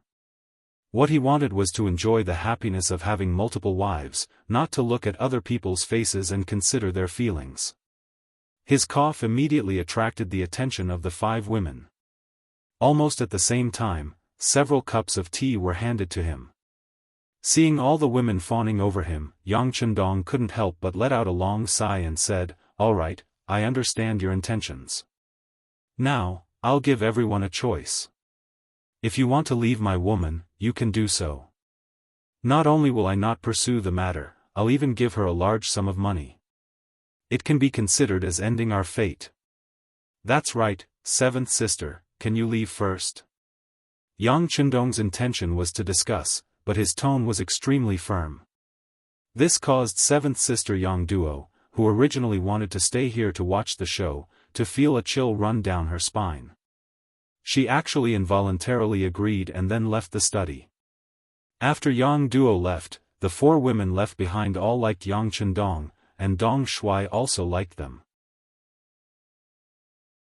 At this moment, the 5 of them were staring at each other, but none of them moved. "Alright, since no one wants to leave, then this young master has to say some rules." Yang Chendong began to set the family rules. As the saying goes, nothing can be accomplished without rules. If he didn't make things clear in advance, if something happened in the future, it wouldn't be easy to come up with a solution. Since you've chosen to be Yang Chendong's woman, then the first thing you need to do is not to be jealous. If anyone can't accept this, then you can also leave now. My promise just now still counts. As he spoke, Yang Chendong's gaze fell on the 4 women one by one. After seeing that the 4 women didn't have any reaction, Yang Chendong said, "Then it can be considered that you've agreed. From now on, if anyone takes any extreme actions because of jealousy, then sorry, the result will be that you'll be kicked out of the Yang family village and never allowed to take a step back. Second, after becoming my woman, you need to pay attention to unity. Because you'll be sisters in the future, if you get along well, this young master will naturally be happy. If I have to see you use all kinds of methods to fight, then I'll be very unhappy. The result will also be that I'll be kicked out of the Yang family and never allowed to enter again. Third, you can have your own business. As long as you're willing to do it, this young master will support you and provide you with enough money. I'll also send people to protect you. In other words, I'll give you enough freedom. But there's one thing, you're not allowed to be with other men behind my back. If I find out, it won't be as simple as kicking you out of the Yang family. This is my bottom line, and I hope you'll remember it in your hearts. Fourth, as long as it's money you earn, you can spend it however you want. I won't ask. Even if it's not earned by you, you can spend it if it's my money and I won't ask. But if anyone wants to scheme against my money, use it to do bad things, or even support those who oppose me, then I'm sorry, the consequences are not something you can imagine or even bear. Fifth, after becoming my woman, you don't need to care too much about status. I'll treat you equally. As for how you'll call each other sisters, that's up to you. I won't interfere in these matters. But I also don't want anyone to bully the weak and think that they're better than others. That's something I won't allow. Alright, that's all for the above 5 points. I've finished my requests. If you have any other requests, you can raise them now. But after today, once I walk out of the study, don't talk about it casually in private. Do you understand? Yang Qindong pretended to have a cold face as he raised the 5 requests. Then, his face turned from gloomy to sunny and was full of smiles. When it came to feelings, Yang Qindong had to admit that he was a little selfish. For women, it could be said that each had her own merits. He didn't want to let go of any of them, but he also didn't want to hurt any of them, so he had to say the ugly words first. Yang Qindong changed from a cold face to a smiling face, causing the 4 women to feel relieved. Then they began to express their opinions one by one. The first to speak was Hu Yan. Although none of the women said anything, everyone knew that Hu Yan was very likely to become Yang Qindong's wife in terms of background and knowledge. This was determined by the environment, and it was very difficult for Yang Qindong to change it. Not to mention, Hu Yan knew that Yang Qindong was likely to have an accident, but she still came to Yang Qindong and claimed to be the daughter-in-law of the Yang family. Just this point alone was not comparable to ordinary women. If she became the first wife, others would not have any objection. Hu Yan was the first to stand up. Her eyes fell on Yang Qindong, and she said with shyness, "I abide by the 5 requirements of Dong Shui. At the same time, I also have to criticize myself. In fact, I didn't mean to be rude to my sisters. It's all my 7th sister who taught you." Alas, she suffered in the Wang family. She was afraid that you would suffer like this, so she did this. I can understand, but don't do it again. You can't do this in the future. I'm not that Wang Go. By the way, you can call me Lu Lang in the future. Yang Qindong's face was full of smiles. He had already learned from Yang Si and Yang Lu that before he came back, the women got along very well. For such a sudden change, it must be 7th sister who played a role in it. Sure enough, Yang Qindong directly pointed out the problem. Hu Yan blushed and said, "I really can't hide anything from Lu Lang." Lu Lang is a good name. Of course, only my women are qualified to call me that. Okay, come over and let Lu Lang hug you. Yang Qindong laughed and ignored Xiao Yin and the other women who wanted to say something. He first put Hu Yan, who was the closest to him, on his lap. Since he had made the request and no one had any objections, there was no need to listen to the attitudes of these women. Wouldn't it be better to see everything through their actions in the future? It was Hu Yan's first time being so close to Yang Qindong, and she immediately blushed. However, when Xiao Yin, Madame Shui, and Madame Shui also came to Yang Qindong's side and huddled together, her shyness quickly disappeared and she blended into the warm atmosphere. Outside the study, Yang Si had been there for a while, but when he saw Miss Seven guarding here and not allowing anyone to enter, he could only stand aside and wait respectfully. It was not until about an hour later that Yang Qindong's voice came from inside. "Yang Si, you're back, right? Come in and talk." "Yes." Yang Si quickly responded, then lowered his head and entered the study. As soon as he entered, he said without even raising his head, "Young master, the Ghost Shadow Sniper team frightened Xiao Jixiang. They are now 5 miles away from the manor, waiting for young master to meet them." Well done. How about this, let Xiao Jixiang enter the manor and allow him to bring 2 embroidered uniform guards with him. Remember, 2 people at most. If he doesn't want to, he can go back to where he came from. Yang Qindong waved his hand, not treating Xiao Jixiang as an important person at all. Understood. Yang Si responded, then turned and left. He could only bring 2 attendants. Whether Xiao Jixiang would agree or not was not within his scope of consideration. He only needed to listen to the young master's orders. At this time, Xiao Jixiang was already impatient. After more than an hour, he still did not see Yang Si return. If he rode a horse from here to the Yang Manor, it would only take a moment for him to go back and forth. However, after such a long time, he still did not see Chu Li, which made him feel like he was being played. However, although he was impatient, he still could not leave. After all, if he wanted to contact Zong, he could only find Yang Chendong. Thus, even if he was angry, he did not show it on his face. His nephew, Chao Xian, had already patted off all the dust on his body. He felt embarrassed as he stared at Tang Tong and the 100 embroidered uniform guards opposite him. If eyes could kill, Jia and the others would have died many times over. "Uncle, why don't we kill our way into the manor and capture Yang Chendong alive? I don't believe that he won't tell us where Zong is." Chao Xian, who wanted to regain his face, saw that Yang Si was not coming back, so he impatiently suggested to Chao Jixiang.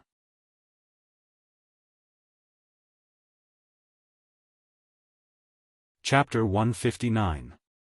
Upon hearing his words, Chao Xian and Chao Duo nodded in agreement. Clearly, they had the same thoughts. "Charge over. Have you forgotten how you fell off your horse?" Chao Jixiang glared at Chao Xian. He had just patted off the dust on his body, yet he had already forgotten about the pain. Did he even have a brain? Chao Xian was naturally indignant after being reprimanded. However, when he thought about how he fell off his horse for no reason, he immediately suppressed the impulse in his heart. He couldn't help but look to the sides of the road.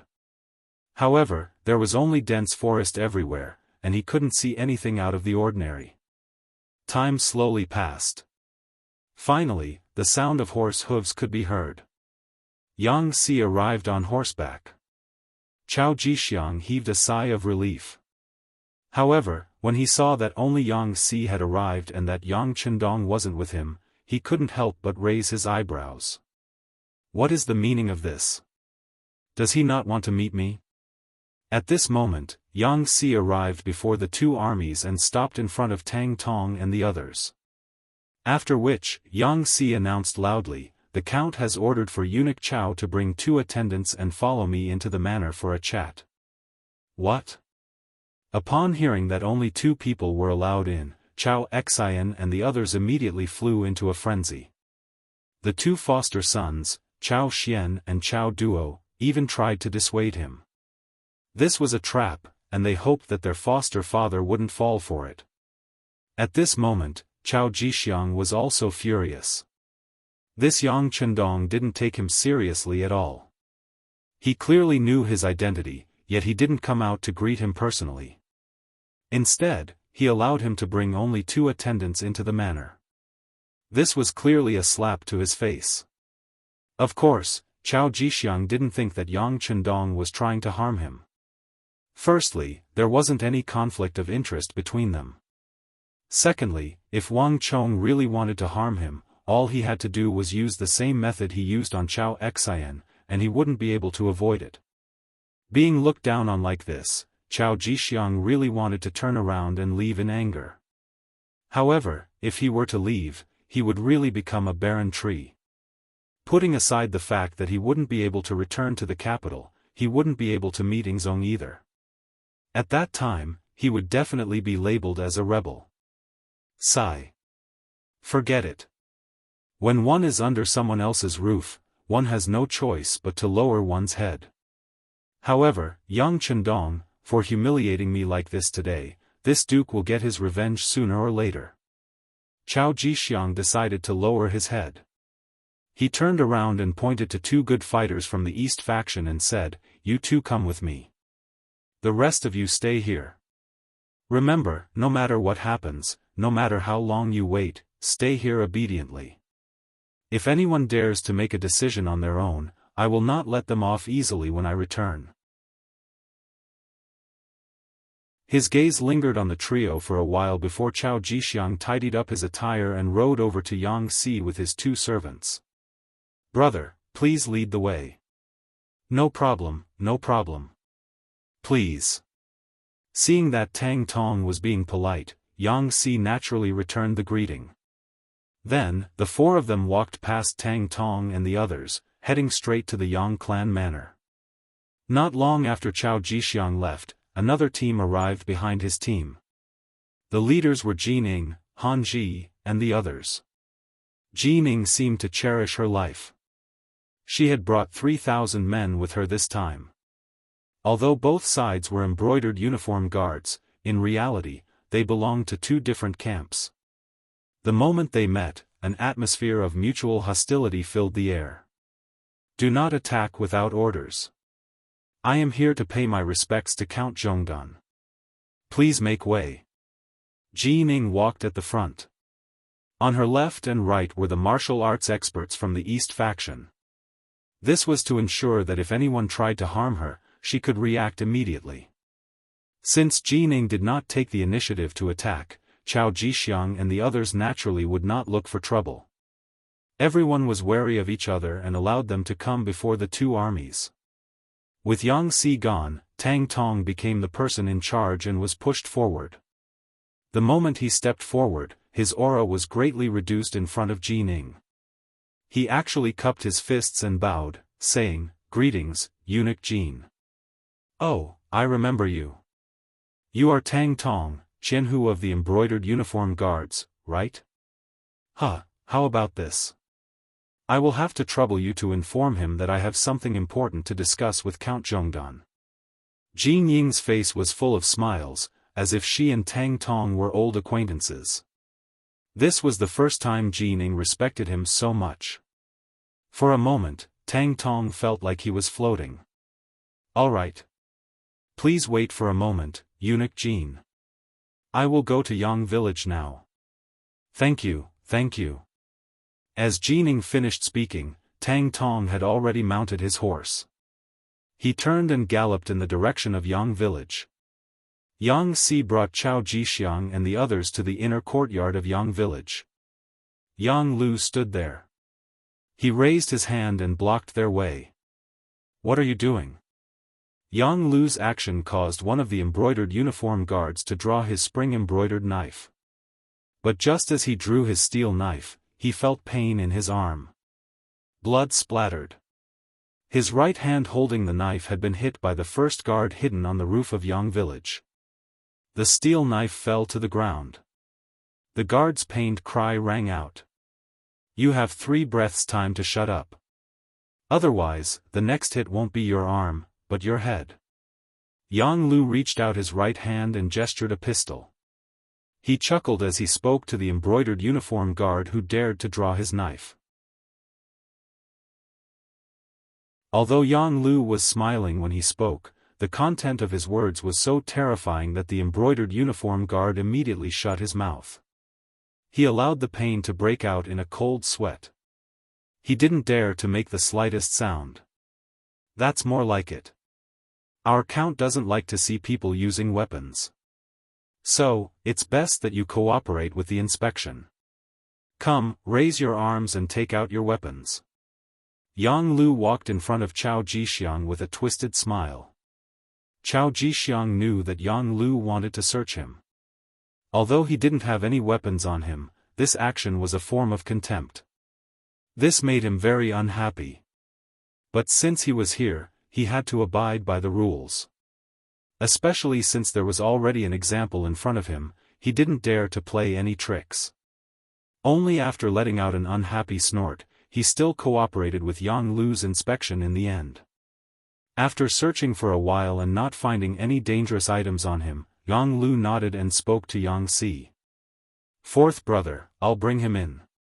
"No problem. I also need to keep an eye on the front in case anyone tries to play any tricks. As for these two, just stay here obediently. Remember, if you dare to do anything untoward, I guarantee that your heads will explode in the next second." After Yang Si agreed, he intimidated the 2 embroidered uniform guards who had followed him. Then, he mounted his horse and rushed out of the manor. Just as Yang Si rode out of the manor, he saw Tang Tong riding a horse towards him. "Stop. Why aren't you keeping an eye on the front? Why are you running into the manor?" Tang Tong was still a Jianghu of the embroidered uniform guards and wasn't considered a member of the Yangtze's new army. Naturally, he couldn't enter the manor as he pleased. Brother Yangxi, eunuch Ji Ning is here. He's just 5 li away and says he wants to see the count. When Tang Tong saw Yangxi, he didn't know why he felt nervous. Perhaps he was worried that if he didn't perform well, something would fly out of nowhere and kill him. So what if he's here? What's there to be surprised about? Wait here first. I'll report this matter to the count. Yangxi, who was very dissatisfied with Tang Tong's performance, rolled his eyes and pointed to the ground. He meant to tell Tang Tong that he could go up to this point. If he wanted to go any further, he would be crossing the line. Tang Tong was an understanding person. He nodded repeatedly and almost raised his hand to swear that he wouldn't cross the line. Not far from the two of them, outside the Yang Manor, 900 embroidered uniform guards were eating with pots and pots. Since they had come to the Yang Manor, there was naturally plenty of good food and drink. They were really eating big pieces of meat and drinking big mouthfuls of wine. Even from a distance, a fragrant smell wafted over. This was the rule of the Yang Manor. As long as you weren't a member of the Yang Manor, no matter what your status was, you couldn't stay here without permission. This rule came into effect after Yang Chendong returned. In the side hall of the Yang family manor, Chao Jixiang saw Yang Chendong, who was dressed in green. Just like before the battle, he was wearing the most ordinary green clothes. When Yang Chendong walked out under the protection of Tiger's Mane, Chao Jixiang hurriedly stood up and said respectfully with a smile, "Greetings, Count Zhongdan. Eunuch Chao is too polite. Take a seat." Casually pointing to a chair, Yang Chendong sat down at the head of the table with a smile on his face. When Yang Chendong sat down, Chao Jixiang slowly sat down, giving off a feeling that he was following the rules. But the more he acted like this, the more Yang Chendong felt that this person wasn't simple, and the more cautious he became. After both parties sat down, Yang Chendong took the initiative to speak. "I believe Eunuch Chao is here to ask about Ingzong's whereabouts. This count can tell you that the emperor is fine. He eats well and sleeps well. He is on his way to the capital. It's just that." Hearing that Ingzong was fine, Chao Jixiang's face revealed a happy smile. Dai Zong had already put Ji Ning in an important position, so it was impossible for him to put him in an important position. But with Ingzong, if Wang Zhen died, he would have a chance to be promoted. But after hearing Yang Chendong's words, his originally smiling face became tense. But what does Count Zhongdan mean by just that? Sigh. With a long sigh, Yang Chendong pretended to bemoan the state of the universe and the fate of mankind, and said, "But now that there is an emperor in the capital, I really don't know what will happen to Ingzong when he returns." Yes. After hearing this, Chao Jixiang's face became much more unsightly.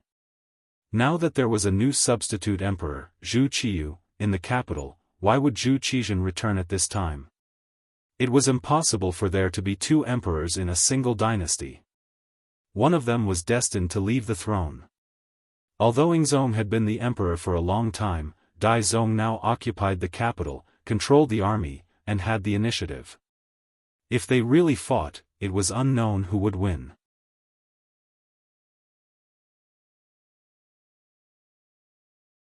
Chapter 160. If Ingzong won, everything would be fine. But if he lost, wouldn't he be doomed as well? The stakes were too high. Human lives were at stake. Seeing Chao Jixiang nod his head in agreement, Yang Chendong asked, "Eunuch Chao, you are very familiar with the situation in the capital and the imperial court. Do you have any good ideas?" You really don't have any? As the saying goes, two tigers cannot live on one mountain. If the two tigers fight, one of them will be injured. Chao Jixiang gave an example, saying that they needed a war to solve the problem. No. After hearing Chao Jixiang's suggestion, Yang Chendong shook his head. "Eunuch Chao, since you have been in the capital for a long time and hold the power of the Eastern Depot and the embroidered uniform guard, you should know that Walla's army is approaching the capital. If there is an internal conflict in the imperial court at this time, it will only hurt those close to you and make your enemies happy. Then what should we do? Thinking about the military intelligence he had just received, Walla's army had already broken through Baiyang Pass and Zijing Pass, and was currently attacking Jianghu Pass. The gates to the capital were about to open, and if that was the case, the capital would be in danger. It was indeed not a good time to have internal strife. But in this situation, without confirming who the emperor was, how could they divide their forces to fight against Walla's army? Just as Chao Jixiang's face was filled with worry, Yang Si rushed in from outside. The moment he entered the hall, he knelt on the ground and respectfully said to Yang Chendong, "Young master, eunuch Jin Ing is here. He is waiting for you 5 li outside the Yang residence." "Oh? So fast? Please." After hearing this, Yang Chendong was not surprised at all. It was clear that he had expected this. But after saying, "please," he did not forget to add to Yang Si, "Old rules, he can only bring 2 people to the residence. This uncle only wants to live the life of an ordinary person. I don't want to see an army coming. I will be afraid." "Yes." Yang Si nodded and then walked out of the room. When Chao Jixiang saw this, his heart was filled with disdain. "You have such powerful retainers, are you afraid that others will send an army to attack you?" What a joke. Of course, these were just thoughts in his heart. After knowing that Jin Ing was coming, there were some things that needed to be said in advance. Originally, Chao Jixiang wanted to wait for the right time, but now, he didn't dare to hide anything. "Uncle Zhongdan, Jin Ing has already pledged her loyalty to Dai Zong. You have saved Ing Zong, and you have done a great service. I believe that once Ing Zong ascends to the position, you will not be lacking in benefits. You have to think twice about your every move. Reconsider?" "Well, I've been thinking about it. Let me think about it." Yang Chendong kept nodding, as if he had heard Chao Jixiang's words. However, from that moment on, he actually stopped talking.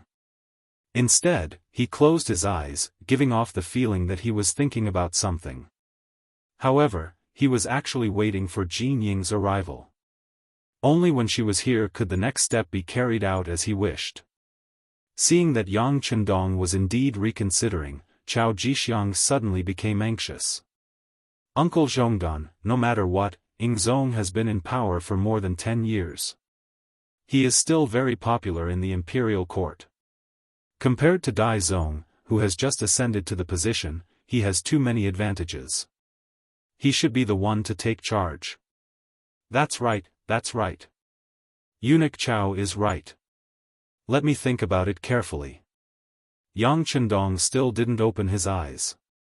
He kept nodding, giving off the feeling that he was really thinking hard. 5 miles away from the Yang Manor, Yang Si and Tang Tong rushed back. When it was said that Jin Ing was allowed to enter the manor, but she could only bring 2 guards, eunuch Jin didn't even show a trace of displeasure. Instead, he happily nodded and agreed. Then, he smiled and rode his horse to Yang Si's side. From this, it could be seen that Jin Ing and Chao Jixiang were both astute people. Oftentimes, the more polite a person appeared on the surface, the harder it was to deal with them.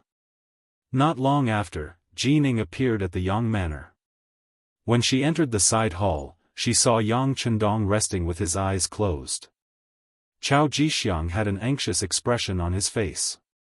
Listening to the voice and looking at people's faces, Jin Ying's heart calmed down just from this discovery. If Yang Chendong had already made a decision, Chao Jixiang wouldn't be so anxious. Since that was the case, it meant that he still had a chance. It had to be said that Jin Ing had indeed served 4 emperors. No.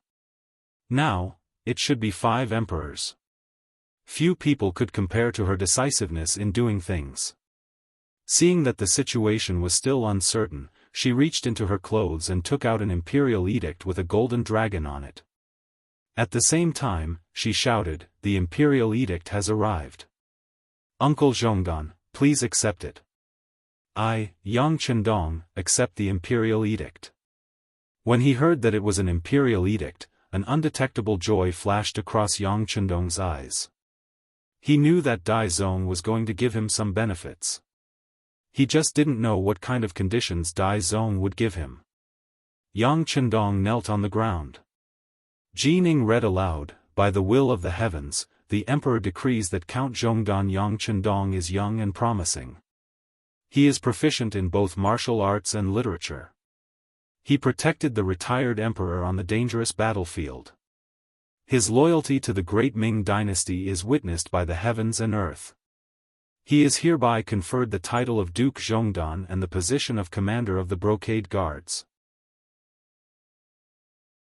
Emperor Zong of the Ming dynasty proclaims this. After Jining finished reading the imperial edict, she smiled and said to Yang Chendong, who was kneeling on the ground, "Marquis, please rise." The count had become the marquis. Yang Chendong's lips curled into a faint smile. "Thank you, eunuch Jin. You've worked hard. You're too kind. Compared to Marquis bravely saving the retired emperor, what I did pales in comparison." Jin Ying's eyes narrowed into slits. This was the second time he had mentioned the title of retired emperor. As soon as he finished speaking, Chao Jixiang shouted in protest, "Eunuch Jin, what are you doing? How did Emperor Yingzong become retired emperor? How come I didn't know about this? How dare you? This is an imperial edict from Emperor Daizong. Did he need to discuss it with you first?" Jining was not so amiable when facing Chao Jixiang. Whether it was in terms of seniority or power, the two of them were not on the same page. In the face of Jin Ying's rebuke, Chao Jixiang had no intention of backing down. In truth, from the moment he had led his warriors and the embroidered uniform guard out of the capital, he had already decided on his stance. Since he had already made his choice, why would he be afraid of Jin Ying's angry rebuke? Chao Jixiang sneered. When Emperor Daizong took the throne, it was because Shiheng reported that Emperor Yingzong was no longer around. But now that Emperor Yingzong is fine and will soon return to the capital, Emperor Daizong should take the initiative to abdicate. After all, his regent power was bestowed upon him by Emperor Yingzong. Oh? Emperor Yingzong is returning to the capital? Jining blinked several times at this news. She ignored Chao Jixiang and turned to Yang Chendong, who was receiving an imperial edict, and asked, "Marquis? Is this true?" "It's true." Yang Chendong had accepted benefits from Emperor Daizong, so he naturally had to express his gratitude. He immediately said, "Eunuch Chao is correct. Emperor Yingzong is heading to the capital with Minister of War Kuang Yi, Minister of Revenue Wang Zhua, and other officials." Marquis was ordered by Emperor Yingzong to return to the capital first so that he could report to everyone that he was safe. But he didn't expect Emperor Daizong to have already ascended the throne. In this case, once Emperor Yingzong returns to the capital, won't there be a country with two emperors? What should we do then? Yang Chendong directly laid out the problem in front of Jining and Chao Jixiang. His gaze continued to wander between the two of them. A country with two emperors. Whenever such a thing appeared in history, it would always be accompanied by fierce battles. How could a mountain contain two tigers? Not to mention, how could there be two voices in a country? If something were to happen, whose orders should they listen to? Jining and Chao Jixiang quickly thought of this problem, and for a moment, their faces turned extremely nasty. They felt like they had been stumped by reality. Based on the current situation, it was clear that no one would back down so easily. The result was likely to be a clash of swords and weapons. With a great enemy like Walla by their side, any internal strife would only benefit others. In the side chamber, the atmosphere became extremely tense. The three of them didn't speak for a long time, each with their heads lowered, thinking about their own matters. Yang Chendong also had his head lowered, but he wasn't thinking about anything. Instead, he was resting with his eyes closed. He had hurried on his journey and hadn't had a good rest since returning. He was indeed a little sleepy. It was precisely because he was sleepy that he began to snore softly. This was so clear in the silent side chamber, so out of place. Cough, cough, Jining and Chao Jixiang coughed softly at the same time, using this method to wake Yang Chendong up. There was movement. Yang Chendong had indeed woken up. When he raised his head, he met Jining and Chao Jixiang's eyes. He smiled and said, "What? Have the two of you come to a conclusion? If you have, then please leave. Marquis has been hurrying on the road for days. He is indeed too tired." After he finished speaking, Yang Chendong slowly stood up. From the looks of it, it was clear that he wanted to leave this place and find a big bed to have a good sleep.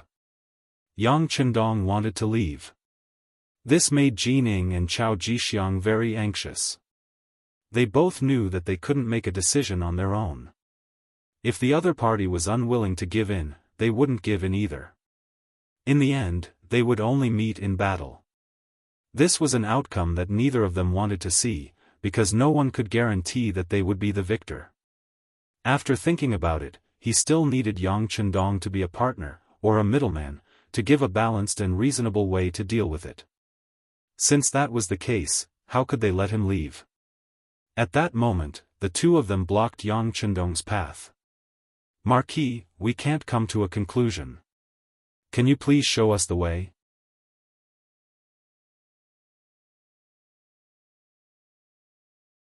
Chapter 161.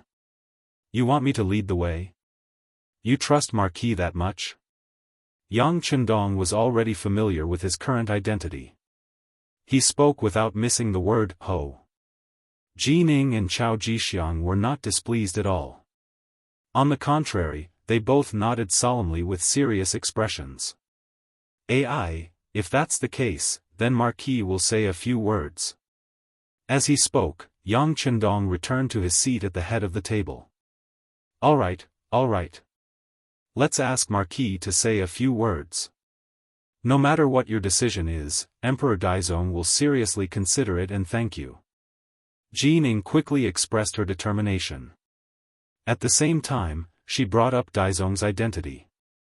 Chao Jixiang naturally did not want to fall behind. He immediately said, "That's right. Marquis, please give us an idea. Emperor Ingzong was saved by you. I'm sure His Majesty will agree and be grateful for your decision." The two of them were equally matched. They both brought up the emperor behind them, reminding Yang Chendong that he had to treat them equally. Yang Chendong only smiled at the little tricks used by the two of them and did not expose them. He returned to his seat and took a sip of tea to moisten his throat. Then, he slowly said, "Emperor Daizong's intention is to make Emperor Ingzong the retired emperor, right?" "That's right." Jining nodded in response. "I'm sure Emperor Ingzong will not accept this. He's only in his early 20s. I'm sure no one would be willing to become the retired emperor."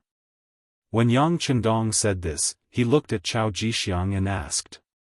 "That's right. Ingzong was at the peak of the spring and autumn period. He could do a lot of things. How could he become the retired emperor?" Chao Jixiang also couldn't help but nod, praising Yang Chendong's words. "All right, I understand what you mean. Obviously, this title of retired emperor is not suitable. If we must do it this way, it is very likely that we will meet on the battlefield. When that time comes, the only thing that will be lost will be the vitality of my great Ming dynasty, and the ones who will die will be the warriors of the great Ming dynasty. But don't forget that Walla's army is on its way to the capital. Once it breaks through Jianghu Pass, the gates to the capital will be wide open. At this time, we can't afford to be unstable. Otherwise, we'll be hurting our friends and rejoicing our enemies, right?" That's right. Jining and Chao Jixiang both nodded in agreement with Yang Chendong's analysis of the situation. "Yes. Since we can't fight and we can't fight, then we can only negotiate. How about this? The acting great emperor doesn't need to talk about the retired great emperor, this will definitely not work. Yang Chendong was very satisfied with the cooperation of the two. This saved him a lot of effort. That's right. Marquis is wise. Chao Jixiang could tell from these words that Yang Chendong was siding with Zhu Qizhen, so he hastily agreed. This made Jining, who was at the side, a little unhappy. What's wrong? We just promoted you to Valiant Marquis, and you're not even speaking for the acting great emperor? But before Jining could object, Yang Chendong turned to her and said, the acting great emperor can't possibly abdicate the throne to Emperor Yingzong, who lost to the enemy on the battlefield, right? When Yang Chendong said that Emperor Yingzong was a defeated emperor, Jining was extremely happy, and she immediately agreed. Yes, it's only Marquis who has sharp eyes that can see through everything. Huh.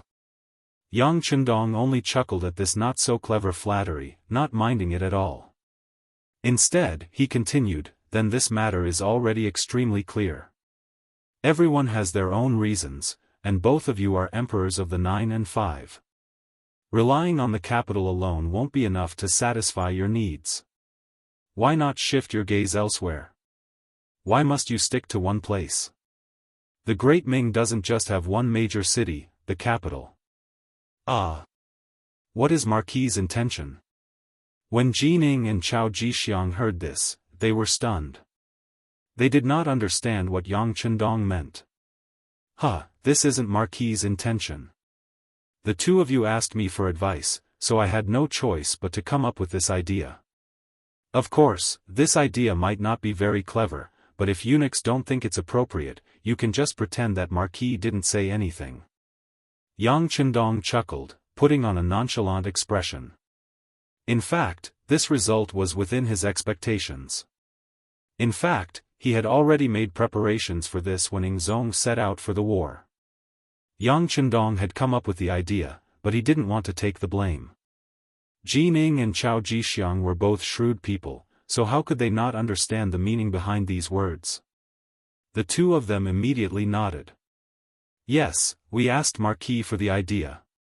None of this matter has anything to do with eunuch. Very good. Since that's the case, I'll add a few words. Since the capital can only have one emperor, why can't Emperor Yingzong give up this place? For example, if you go to the capital of Nanjing, the climate there is pleasant, and it's no less prosperous than the capital. It already has other palaces and palaces. It truly is a place where dragons flourish. Under their gazes, Yang Chendong finally revealed the ultimate goal of his plan, which was to divide the Great Ming Dynasty into two. Go to Nanjing? Chao Jixiang's eyes widened. It seemed that this result was completely out of his expectations. It was also something that he had never thought of before. It wasn't just Chao Jixiang. Even Jining fell silent. Similarly, the result was somewhat out of his expectations. He had originally believed that as long as he could rope in Yang Chendong, he would be able to learn of Emperor Yingzong's whereabouts. Afterward, he would send an army to bring Emperor Emeritus back to the capital and place him under house arrest. But now, it seemed that Yang Chendong would not betray Emperor Yingzong. Not only that, he even had the idea of allowing Emperor Yingzong to continue as emperor. Fortunately, he was not allowed to return to the capital, which could be considered as speaking on Dai Zong's behalf. Yang Chendong had proposed the plan, but whether or not they would do it was not up to him to decide. However, he believed that his idea would be the most perfect one after considering all the situations. Chao Jixiang fell silent as he mentally weighed the feasibility of this plan. Dai Zong was now emperor in the capital and wielded great power. If Emperor Yingzong returned, there was a high chance that he would be captured and then placed under house arrest with the title of Emperor Emeritus until he died. If this was the case, anyone who had pledged allegiance to Emperor Yingzong could easily imagine their fate. Since he had no confidence, he might as well go to Nanjing and proclaim himself emperor. Given that Emperor Yingzong had been emperor for so many years, he should be able to quickly accumulate a powerful force. At that time, he would have the choice of remaining in Nanjing or fighting his way back to the capital. In this way, Yang Chendong's plan could not be considered wrong. On the other end, Jining was also considering Yang Chendong's proposal. It was true that Dai Zong was emperor and that he controlled the capital. But his ascension to the throne had not been justified, and he had only been on the throne for such a short period of time. Who knew what those important officials in the capital were thinking? If they supported Emperor Yingzong, wouldn't Dai Zong's position be at risk? If that was the case, what sort of role would he be playing and where would he go? Speaking of which, even if Dai Zong won, he would probably be riddled with wounds, perhaps even greatly weakened. What strength would he have left to resist the Walla's army? And if he was ultimately defeated by the foreigners, he would not have a good end either. It was better to just let Emperor Yingzong proclaim himself emperor in Nanjing. As long as he developed well, there was no need to worry about the day when he could reunite the country. Dai Zong would have more time to prepare, and Jining would be able to obtain even more benefits. The two of them had different thoughts, but their final decision was the same. After some thought, Chao Jixiang made a temporary decision. Okay, I agree. This duke will do his best to persuade Emperor Yingzong, but there are still some conditions. For example, the families of Kuang Yi and the other important officials are still in the capital and need you to let them go. In addition, if other officials are willing to go with Emperor Yingzong, you are not allowed to stop them. Everything is up to them. This was a temporary decision because Chao Jixiang could not represent Emperor Yingzong. He could only act as a lobbyist. Jining had also made her decision. She felt that Chao Jixiang's conditions were reasonable, but she stated that she would have to go back and consult Dai Zong Emperor Zhu Qiyu before she could give a final answer. In front of Yang Chendong, the two of them discussed a few general issues, but they did not discuss the details. This was because they were both keenly aware that anything that was too detailed would end in the end. Both sides would have to send representatives for more detailed discussions before they could reach a conclusion. This included the territories under the jurisdiction of the two emperors. Yang Chendong was only responsible for the two of them. As for whether they succeeded or not, and what else they had to do after they succeeded, he would not interfere. By doing all this, he already had suspicions that he had exceeded his authority. He did not want to interfere in every matter and end up being hated by others. Although Jining had not learned of Yingzong's whereabouts from Yang Chendong, she had managed to protect Dai Zong's position and returned satisfied. She left Chao Jixiang alone in the side hall.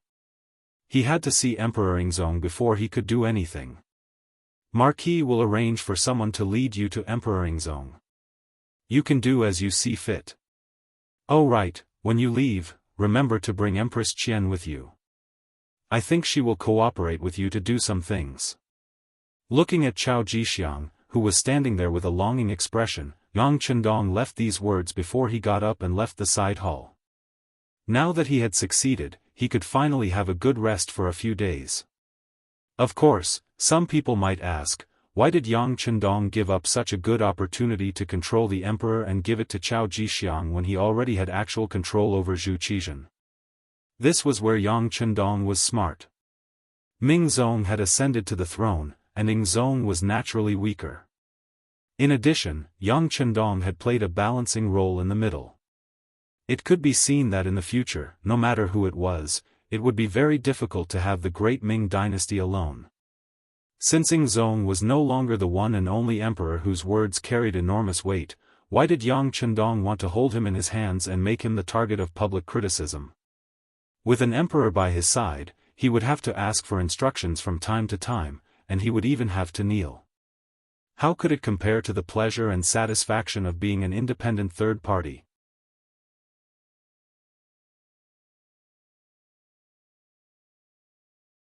Chapter 162. Chao Jixiang had some ability. Once he developed, he wouldn't be too far off from Wang Zhen. But it was precisely because he had the ability that he could better assist Zhu Qizhen. Otherwise, if he was an idiot, it wouldn't be long before he was eaten up by Jining. The sixth young master didn't want either side to become stronger. What he needed was balance. Only then could he show his importance. Yang Chendong would have more room to display his abilities. The two emperors kept each other in check, so he could be sandwiched between them and reap the benefits. Now that the matter is settled, the next step is to prepare for the war. That's right, is there any news from Crimson City? Yang Chendong returned to the study and looked at Tiger's Mane. They're already on their way to the capital. They're coming in small groups so that they won't attract attention. Tiger's Mane knew what Yang Chendong was asking about and respectfully replied. The sixth young master who had grown up with him was now Marquis. The young master wasn't even 20 yet, but his future was bright. Tiger's Mane wouldn't be a nobody if he followed such a master. Alright, I understand. The young master is sleepy. If there's nothing important, don't call me. Yang Chendong waved his hand and walked toward the bedroom next to the study. Hu Yan, Xiao Yin, and the others had been waiting there for a long time. Although they might not be able to do anything with them around, it was still better to be with beauties than with those incomplete eunuchs who only knew how to fight for power. On the road 5 li away from the Yang clan manor, the bustling scene had disappeared. After Jining and Chao Jixiang left, Tang Tong, who had stayed behind, was also taken away. Tang Tong had chosen to leave with Jining. This was Yang Chendong's intention. He didn't keep idle people here. Unless it was Yang Xie's personal army, he couldn't be at ease with anyone guarding the Yang family manor. As for who Tang Tong would choose to leave with, Yang Chendong didn't ask. Instead, he left the decision to himself. When Jining and Chao Jixiang had both extended an olive branch to him, he had ultimately chosen to return to the capital with Jining. His subordinates had all settled down in the capital, and if he were to go somewhere else, the morale of the army would be shaken. Jining had brought 3,000 embroidered uniform guards with her when she came. When she returned, she brought 4,000 men with her. As soon as he entered the capital, he went straight to the imperial city to ask Zhu Qiyu about his plans. In the inner hall of the palace, after Zhu Qiyu learned about Jin Ying's experience at Yangjia village, he frowned. A country divided into two emperors. Won't this cause the great Ming dynasty to be divided? No matter what, Zhu Qiyu was still a descendant of the Zhu family. He also valued the Zhu family's country very much. It was not unreasonable for him to have such thoughts. Jining didn't think too much about it. He just wanted to hold on to power. As for whether or not the country would be divided, that was a matter for the future. Your Majesty, this subject also knows that this is not a perfect plan, but I truly cannot think of a better one. Once Ingzong returns to the capital, he will not allow himself to be captured without a fight. After all, he has been emperor for so many years, and many people are loyal to him.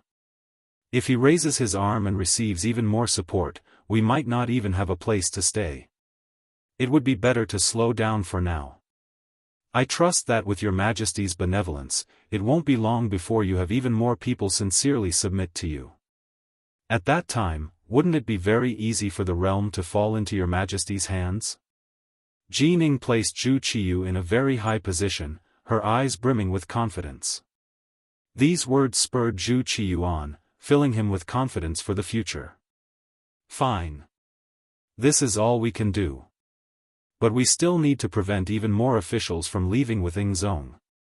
We will leave this matter to you. Jining patted his chest and promised, Your Majesty, be at ease. This subject will definitely not allow any more officials to leave the capital. This was a chance to prove himself. If he did a good job, Dai Zong would naturally think highly of him. He did not dare to be the slightest bit careless.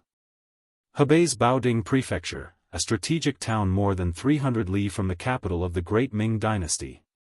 At this time, Zhu Qizhen was resting here under the protection of Yang Wu and Xiao Feng. Now that he was in Baoding Prefecture, he was able to obtain some news from the capital. When he heard that his younger brother, Zhu Qiyu, had ascended to the throne and taken the title of Emperor Jing, Zhu Qizhen's rage was easy to imagine. He had kindly allowed his brother to supervise the country, but now that he was gone, his brother had proclaimed himself emperor and seized all his property. No one would be able to accept this. Logically speaking, he should have charged back to the capital and questioned his brother about what he was up to. But this was not a child's play. If it was not done well, he was afraid that he would not be able to return alive. Zhu Qizhen suppressed the anger in his heart and stopped at Bao Ding Mansion, waiting for Yang Chendong to send back the news.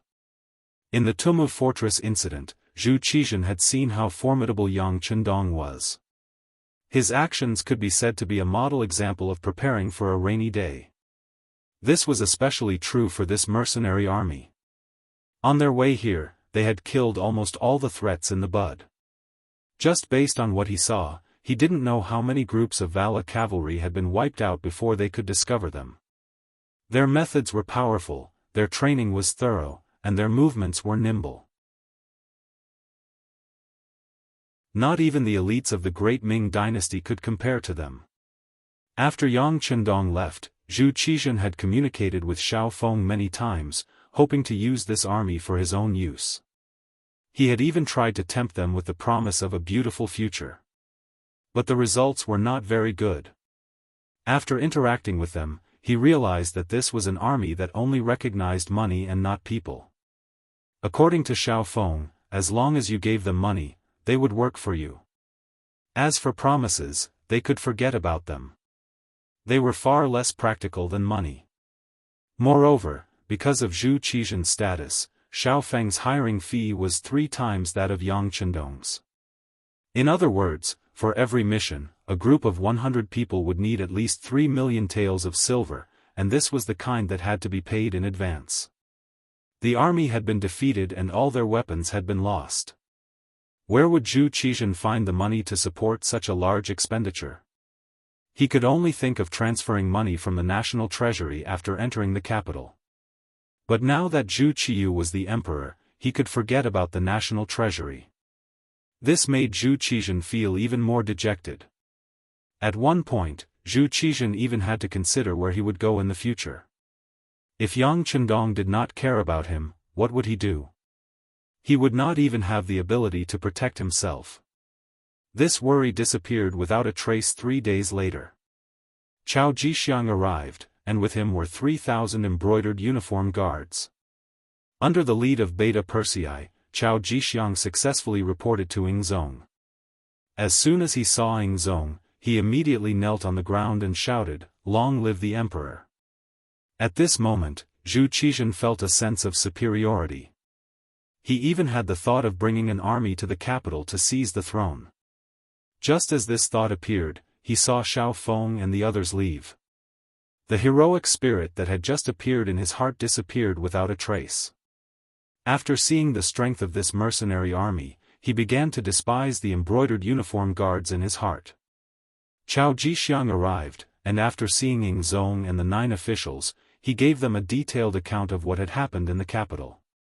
At the end, he even mentioned that Yang Chendong had been made a marquis and his idea of 2 emperors ruling the country. 2 emperors ruling the country? After hearing Cao Jixiang's recount, Minister of War Kuang Yi and Minister of Revenue Wang Zhua glanced at each other. How could they not know that doing this would be tantamount to splitting the great Ming dynasty? However, what better way was there to deal with this than now? Different from Kuang Yi and Wang Zhua, the other 7 officials were secretly happy. If Zhu Qizhen really went to Nanjing and proclaimed himself as emperor, then it was obvious that they would be promoted by 1 or even 2 ranks. For example, the Right Assistant Minister of Justice Ding Xian could become the Minister of Justice, the Right Assistant Minister of Works Wang Yonghe could also become the Minister of Works, the Left Assistant Minister of Rights Yang Shan would become the Minister of Rights, and the Right Deputy Imperial Censorate Deng Li would also be promoted by 1 rank and become the Imperial Censorate. This was a real benefit. Originally, they had lost the battle together and were prepared to be demoted or even lose their positions. Now, they could even be promoted by 1 rank. Who wouldn't be happy? After the officials received the benefits, they would naturally try to persuade Zhu Qizhen to go to Nanjing and proclaim himself as emperor. Regarding this, Zhu Qizhen did not immediately make a decision. Instead, he said that he needed to think about it. Empress Qian also came. Mao Mu had taken over the role of the eunuch of Xing'an. He had served the empress well and had gained her trust. In this small courtyard of Baoding Mansion, the husband and wife met. Empress Qian's tears flowed out uncontrollably. "Empress, don't cry. I'm fine." Holding Empress Qian's arm, Zhu Qizhen's face showed a rare trace of gentleness. "Well, as long as the emperor is fine, as long as the emperor is fine. I think it's better for the emperor to go to Nanjing and proclaim himself as emperor. No matter what, you can be safe for a while." Empress Qian took the initiative to talk about moving south, which was completely different from her usual politics. Zhu Qizhen was very curious about Empress Qian's dissuasion. "Why does the emperor say so? Did others teach you?" "No." Empress Qian shook her head.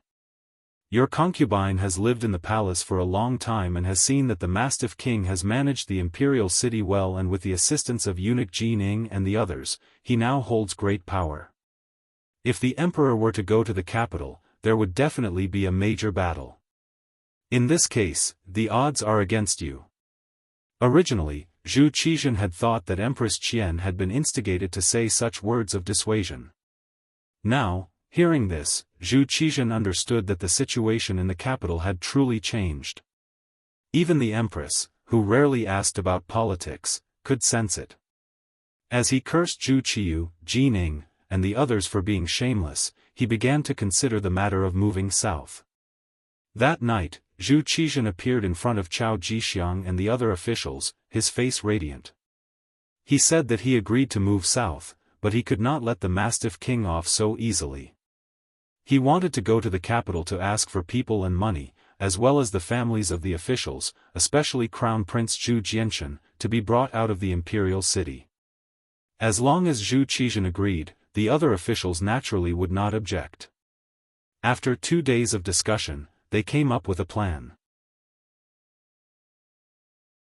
In the end, Cao Jixiang led 1,000 embroidered uniform guards to escort Kuang Yi and Wang Zhua to the capital to negotiate with Zhu Qiyu.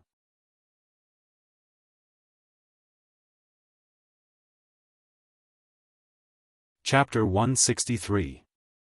The Capital. News suddenly emerged that Zhu Qizhen did not die on the battlefield. It was only a substitute for Hu Ben that had died.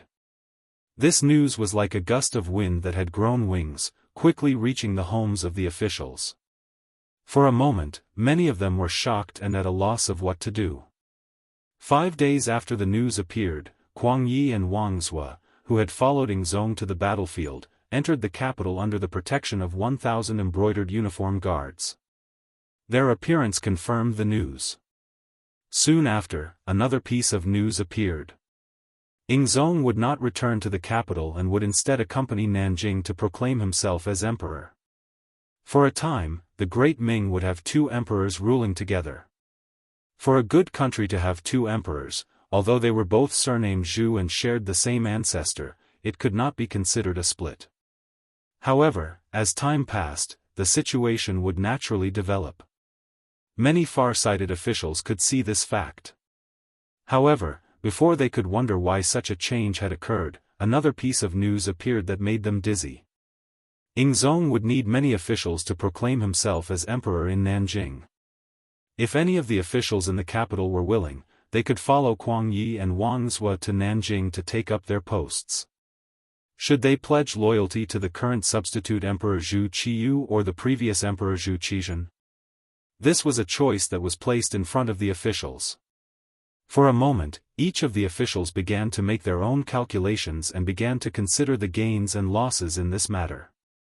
Compared to the officials in the capital who had to make a choice about their future, Yang Chendong in the Yang family manor was very carefree. He spent his days writing and painting in the manor or improving his relationship with his women. He was extremely busy.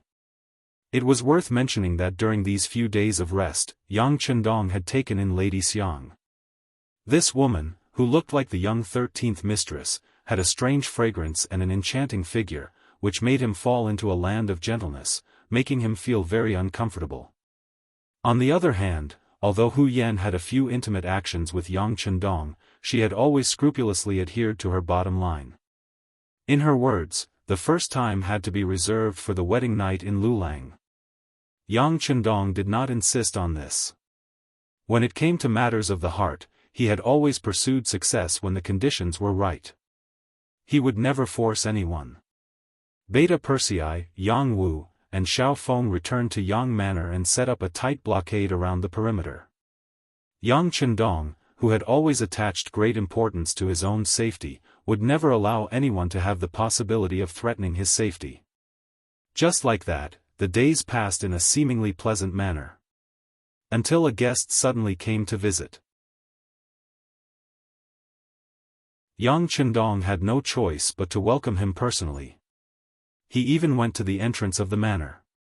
It was for no other reason than the fact that the person who had come was the imperial guardian of the embroidered uniform guard, Hu Chongning, Hu Yan's father. In terms of official position, Hu Chongning could be considered Yang Chendong's subordinate, so he did not need to personally welcome him. But from Hu Yan's point of view, Yang Chendong had to personally welcome him to show his sincerity and politeness. Hu Chongning only brought Gao Sheng, a lieutenant. When the two of them successfully arrived at the entrance of Yang Manor, they saw Yang Chendong standing at the entrance. Beside him stood Tiger's Mane and Beta Persei, two servants. Yang Chendong was first conferred the title of Loyal Earl by Yingzong to thank him for saving his life on the battlefield. Then, he was conferred the title of Loyal Marquis by Dai Zong. At the same time, he also held the position of commander of the embroidered uniform guard. If the former was an empty position, then the latter was real power. He was not even 20 years old, yet he had received such an honor. This was extremely rare even when the great Ming Dynasty was founded. Yang Chendong did it. The most important thing was that when Hu Chongning arrived, he was still able to stand at the entrance and greet him. Just this alone made Hu Chongning's originally cold face a little more gentle. Greetings to Uncle Hu. When Hu Chongning rode closer, Yang Chendong cupped his fists and greeted him with the etiquette of a junior. This showed that he did not intend to talk to him in terms of official position, which allowed Hu Chongning to avoid a lot of awkwardness. Good, the sixth young master is young and promising, making people envious. I believe that official Yang would be very gratified if he knew in the underworld. Since Yang Chendong did not greet him in terms of official position, Hu Chongning spoke in terms of human relations. When he said these words, there was no doubt that he was an elder. Please. Yang Chendong smiled at Hu Chongning and then made an inviting gesture. Beta Persei took the initiative to lead the horse, and the uncle and nephew walked side by side from the entrance to the Yang clan manor. In the main hall, the guest and the host sat down, and Xiao Yin personally served tea to Hu Chongning. He couldn't help but take a few more glances at this maid who had been serving Yang Chendong since childhood. Sure enough, she was very beautiful. Seeing Xiao Yin, Hu Chongning naturally asked about his daughter. When he found out that Hu Yan had secretly left home and went to the Yang clan manor, her father was naturally furious. But at the time, Dai Zong had just ascended the throne, and because he was afraid that the officials below him would cause trouble, he was confined at home and could not go out. Later on, when the situation was not so tense, the news of Yang Chendong's return spread to the capital. Moreover, he heard that there were several storms outside the Yang clan manor, making it impossible for him to come. Finally, when the Yang clan manor had obtained a temporary peace, he took the initiative to visit. First, he wanted to see his daughter. If possible, it would be better to bring her back. After all, Hu Yan's actions at the time could be called world-shocking. Second, he wanted to ask Yang Chendong about Yingzong's situation. More importantly, he wanted to know what choice the Hu clan would make in the dual emperor reign. When he saw Xiao Yin, Hu Zhongning opened his mouth and said, "My beloved daughter has accompanied the Yang family's seventh sister to the Yang manor for some time now. Her grandmother and mother miss her very much." Would it be possible for her to return to the Hu estate with me? Accompanying Yang Duo to the Yang clan manor was just an excuse. After all, a girl's reputation was very important. In the face of Hu Chongning's tactful request to bring Hu Yen back, Yang Chendong naturally had no reason to refuse. Okay, Xiao Yin, go inform Yen, to return to the Hu estate. Oh. Xiao Yin agreed and turned to leave. However, the bystanders couldn't see that there was a trace of reluctance on her face. Ever since Yang Chendong called the girls together and made a few requests, they became a group of fighting. They really were like sisters. They already had very deep feelings for each other. The news of Hu Chongning's arrival at the Yang clan manor quickly spread to the rear court. Hu Yen was clearly a bit out of her wits. After adapting to life in the Yang clan manor, she didn't want to go back. However, she knew that Yang Chendong had no reason to refuse her father. Xiao Yin saw that Hu Yen was worried and volunteered to serve tea in the front hall. She wanted to inquire about the news. She didn't expect that the young master would so readily agree to Hu Chongning's request. How could she not be disappointed? When Xiao Yin left and only Yang Chendong, Hu Chongning, and Tiger's Mane were left in the room, Lord Hu showed a hesitant expression. Uncle Hu, if you have something to say, just say it. There are no outsiders here. When Yang Chendong said there were no outsiders, he naturally meant Tiger's Mane, who was always in charge of protecting him. It's actually nothing much. I'm sure the sixth young master already knows about the dual emperor rule. However, I don't know what your choice will be. Will you go to Nanjing or continue to stay here? Hu Chongning asked with an awkward expression. No matter what, he was a man of 40 years old. When he encountered something, it was fine if he didn't have any ideas. However, he actually wanted to ask Yang Chendong, who was much younger than him. This made him feel a little embarrassed. However, this was what his father, Hu Ming, wanted. Hu Ming's original words were, "Ask the loyal marquis whether you want to go or stay." This matter was originally caused by him. I'm sure he already has a judgment. Thus, this trip to the Yang clan manor was made. Picking up his daughter was only one of the reasons. His true goal was to find out what Yang Chendong's intentions were. Me? Yang Chendong pointed at himself, then chuckled. Of course I can't leave. There's the Yang clan manor here, and there's the sky beyond heaven and the immortal abode in the capital. If I leave, I'm afraid that these properties will be seized by others. Yang Chendong expressed that he wouldn't leave, but his reason was that his properties were all here, and it wasn't convenient for him to leave. This answer clearly didn't satisfy Hu Chongning. I'm sure the sixth young master has made quite a bit of money these days. Why would he care about this little bit of silver? That's true, but who in this world would complain about having too much money? Isn't that right, Uncle Hu? Yang Chendong maintained his usual smile. It seemed incomparably sincere, but it was impossible to tell what he was thinking. Yes. Hu Chongning couldn't see through Yang Chendong's thoughts, so he could only smile. But after smiling, his expression began to fluctuate. It was clear that he was wondering whether or not he should directly ask Yang Chendong what the Hu clan should do in the face of two emperors. Asking too much would only make him seem incompetent, but before he came, his father had repeatedly warned him that he had to ask Yang Chendong's intentions. If it was just for the sake of face, wouldn't he have made this trip in vain? Wouldn't he have failed to live up to his father's expectations? Hu Zhongning, who had something on his mind, looked unhappy and even had some entanglements. All of this was seen by Yang Chendong. He knew that this was his future father-in-law, so he couldn't not give him face. He smiled and took the initiative to ask, Uncle Hu, what do you and Grandpa Hu think about the matter of two emperors? He really didn't want to call Yang Chendong Grandpa, but given their seniority, Yang Chendong had no choice but to do so. But when he did, he still felt a little awkward. Hu Chongning hadn't thought about this. He was just worrying about how to ask this question, and now that Yang Chendong had taken the initiative to ask, he was immediately overjoyed. In truth, I would like to hear Honorable Nephew's opinion on this matter. I can't speak of an opinion, but if I must, I would like to give Uncle Hu 4 lines of poetry, Yang Chendong said with a smile.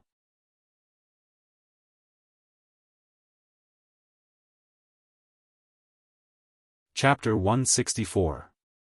What are the 4 sentences? Hu Xiangning's interest was piqued. Everyone said that Yang Chendong was a genius. Presumably, the following words would not disappoint him. Sure enough, after Yang Chendong pondered for a moment, he slowly opened his mouth and said, "If he is strong, then he is strong.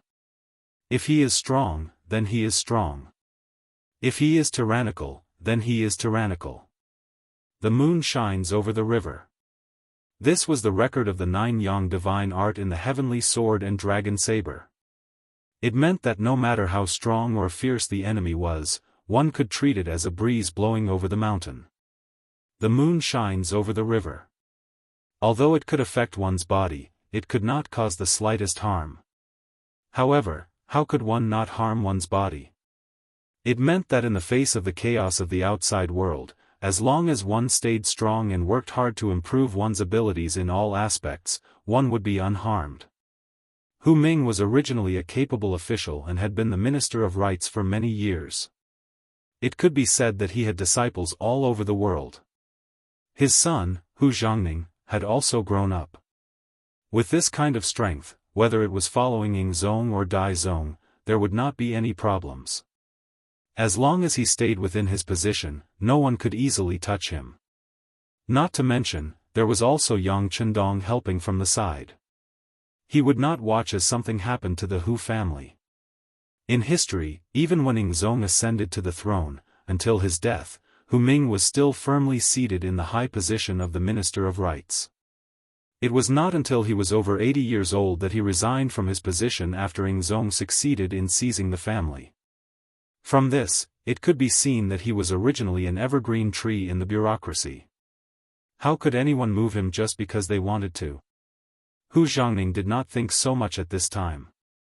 He was still repeating the 4 sentences that Yang Chendong said. After pondering over it, a smile slowly appeared on his face. Obviously, he had understood Yang Chendong's meaning. He was warning him that the most important thing was to improve his own strength. As for whether he followed Ying Zong or Dai Zong, he could do it with ease. Many thanks. After understanding everything, Hu Xiangning immediately cupped his fist and bowed to Yang Chendong. Yang Chendong naturally could not accept it. He immediately bowed back. Then, the two looked at each other and smiled. After Hu Xiangning got the result he wanted, he left. Hu Yan also left with him. When she left, her eyes were filled with reluctance. Yang Chendong felt very sorry for Hu Yan. Seeing her get into the carriage and about to leave, he suddenly cupped his fists to Hu Xiangning and said, "Uncle Hu, in a moment, nephew will send someone to the Hu estate to discuss marriage. Please allow me to marry Yan,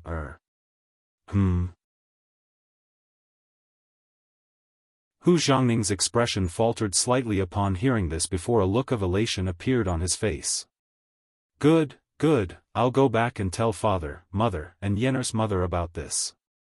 Thank you for your trouble." Yang Chendong continued to thank him with cupped fists. When he looked towards the carriage, Hu Yan's face was already flushed red. It was impossible to tell if she was happy or excited.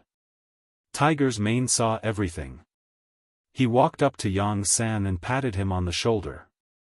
"All right, the more casual young master is with you, the more he doesn't treat you as an outsider. You should be happy. Also, can't you see how busy the young master is?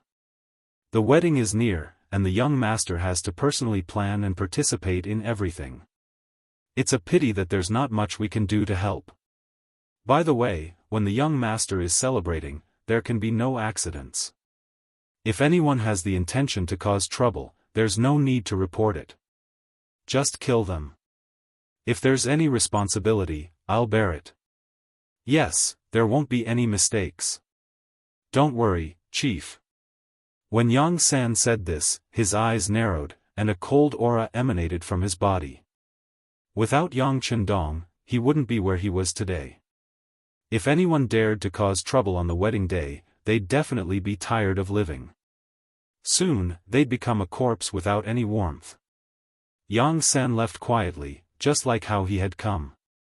Even in the Yang manor, very few people had seen him, and even fewer people knew of him. He was also the strongest hidden chess piece in the Yang family system. Usually, he wouldn't appear in front of everyone, but once he appeared, it often meant that something important was going to happen. Yang Chendong didn't ask when Yang San left. At this time, he was teaching the servant, Yang Si, how to use the camera. That's right, the camera. This was something that shouldn't appear in this era, because Yang Chendong's wedding had been taken out. If there was something good, it had to be used. Only in this way could its value be reflected. Although taking out the camera was indeed a bit too shocking, in order to leave this beautiful memory and commemoration, Yang Chendong still did it without hesitation. As soon as this camera that could capture a person's shadow appeared, it immediately attracted a lot of exclamations. If Yang Chendong hadn't been prepared, Yang Si, who had just received it, would have directly thrown it to the ground. People in ancient times were very superstitious. They believed that the shadow was also an important part of the body. They even believed that their 7 souls and 6 spirits could be hidden in it. Now that this thing could clearly capture a person's shadow and even project it, it was no wonder that people were afraid. Xiao Yin was a bit braver. Of course, this didn't mean that she wasn't afraid of anything, but because her relationship with Yang Chendong was closer than others. Naturally, this question was left to her to ask. Young master, what kind of witchcraft is this? It can capture a person's shadow. Will it turn the person who is captured into an idiot? Yang Chendong's mouth was wide open. He was stunned by the question. Yang Chendong's ability to adapt was originally very strong, but he was still defeated by this sudden and unexpected question. Seeing that Xiao Yin didn't seem to be joking and had a very serious expression, he helplessly shook his head and explained, "This is an advanced product brought about by scientific advancement. As for the specific principles, I'm afraid that young master can't explain it clearly to you. But don't worry, this thing can't capture a person's soul, so don't worry." When Yang Chendong said not to worry, Xiao Yin seemed to feel a lot more at ease. At least she dared to walk in front of the camera and even dared to make a few poses that she thought were beautiful. But the others didn't have that much courage. Every time Yang Si raised the camera and pointed it at them, there would always be a burst of chaos and shouting. It felt like a machine gun that could kill people. Wherever it aimed, people would fall to the ground. The camera was just a killing machine. In addition, Yang Chendong also took out a lot of new songs. For example, Huafeng's Big Bridal Sedan, Intimate Lover, Full Moon Flower, and the ready-made Wedding March that he had prepared beforehand. For this, he took out a set of audio equipment from the big warehouse and charged it up in the big warehouse. He was only waiting for the wedding day to use it. In addition, Yang Chendong also prepared a very luxurious carriage. The wheels were made of soft rubber tires taken from the big warehouse. There were even shock absorbers installed on the carriage to ensure its comfort. The outside of the carriage was filled with all kinds of colored balloons, making it look very beautiful and beautiful. At the same time, he also made a few sets of beautiful wedding dresses according to his own design. These were all custom-made by the Crimson City's clothing factory. The factory's director, Zhou Hua, personally supervised the completion. It was said that when making these new wedding dresses, her daughter, Wuan Xiaoyu, who was the Crimson City's publicity team leader, cried because of it. Wuan Xiaoyu had reached the age where she knew about feelings. She had long regarded herself as the 6th young master's woman. It was just that because she was still young, she had no chance to be Yang Chendong's wife. Seeing the man she liked was going to marry someone else, how could she not be sad? For this matter, her father Luan Qi, the director of the power plant, and mother Zhou Hua, the director of the clothing factory, talked to her for a long time. They said that a capable person like the sixth young master was destined to have more than one woman. Xiaoyu grew up quickly. When she grew up, she would naturally have the opportunity to become the sixth young master's woman. Moreover, several sets of wedding dresses were taken out. Except for one set that was sent to Hu Yan in the Hu mansion, the others were taken away by Qiao Yin, Lady Shui, and Lady Xiang. In their words, they were also attending the wedding day.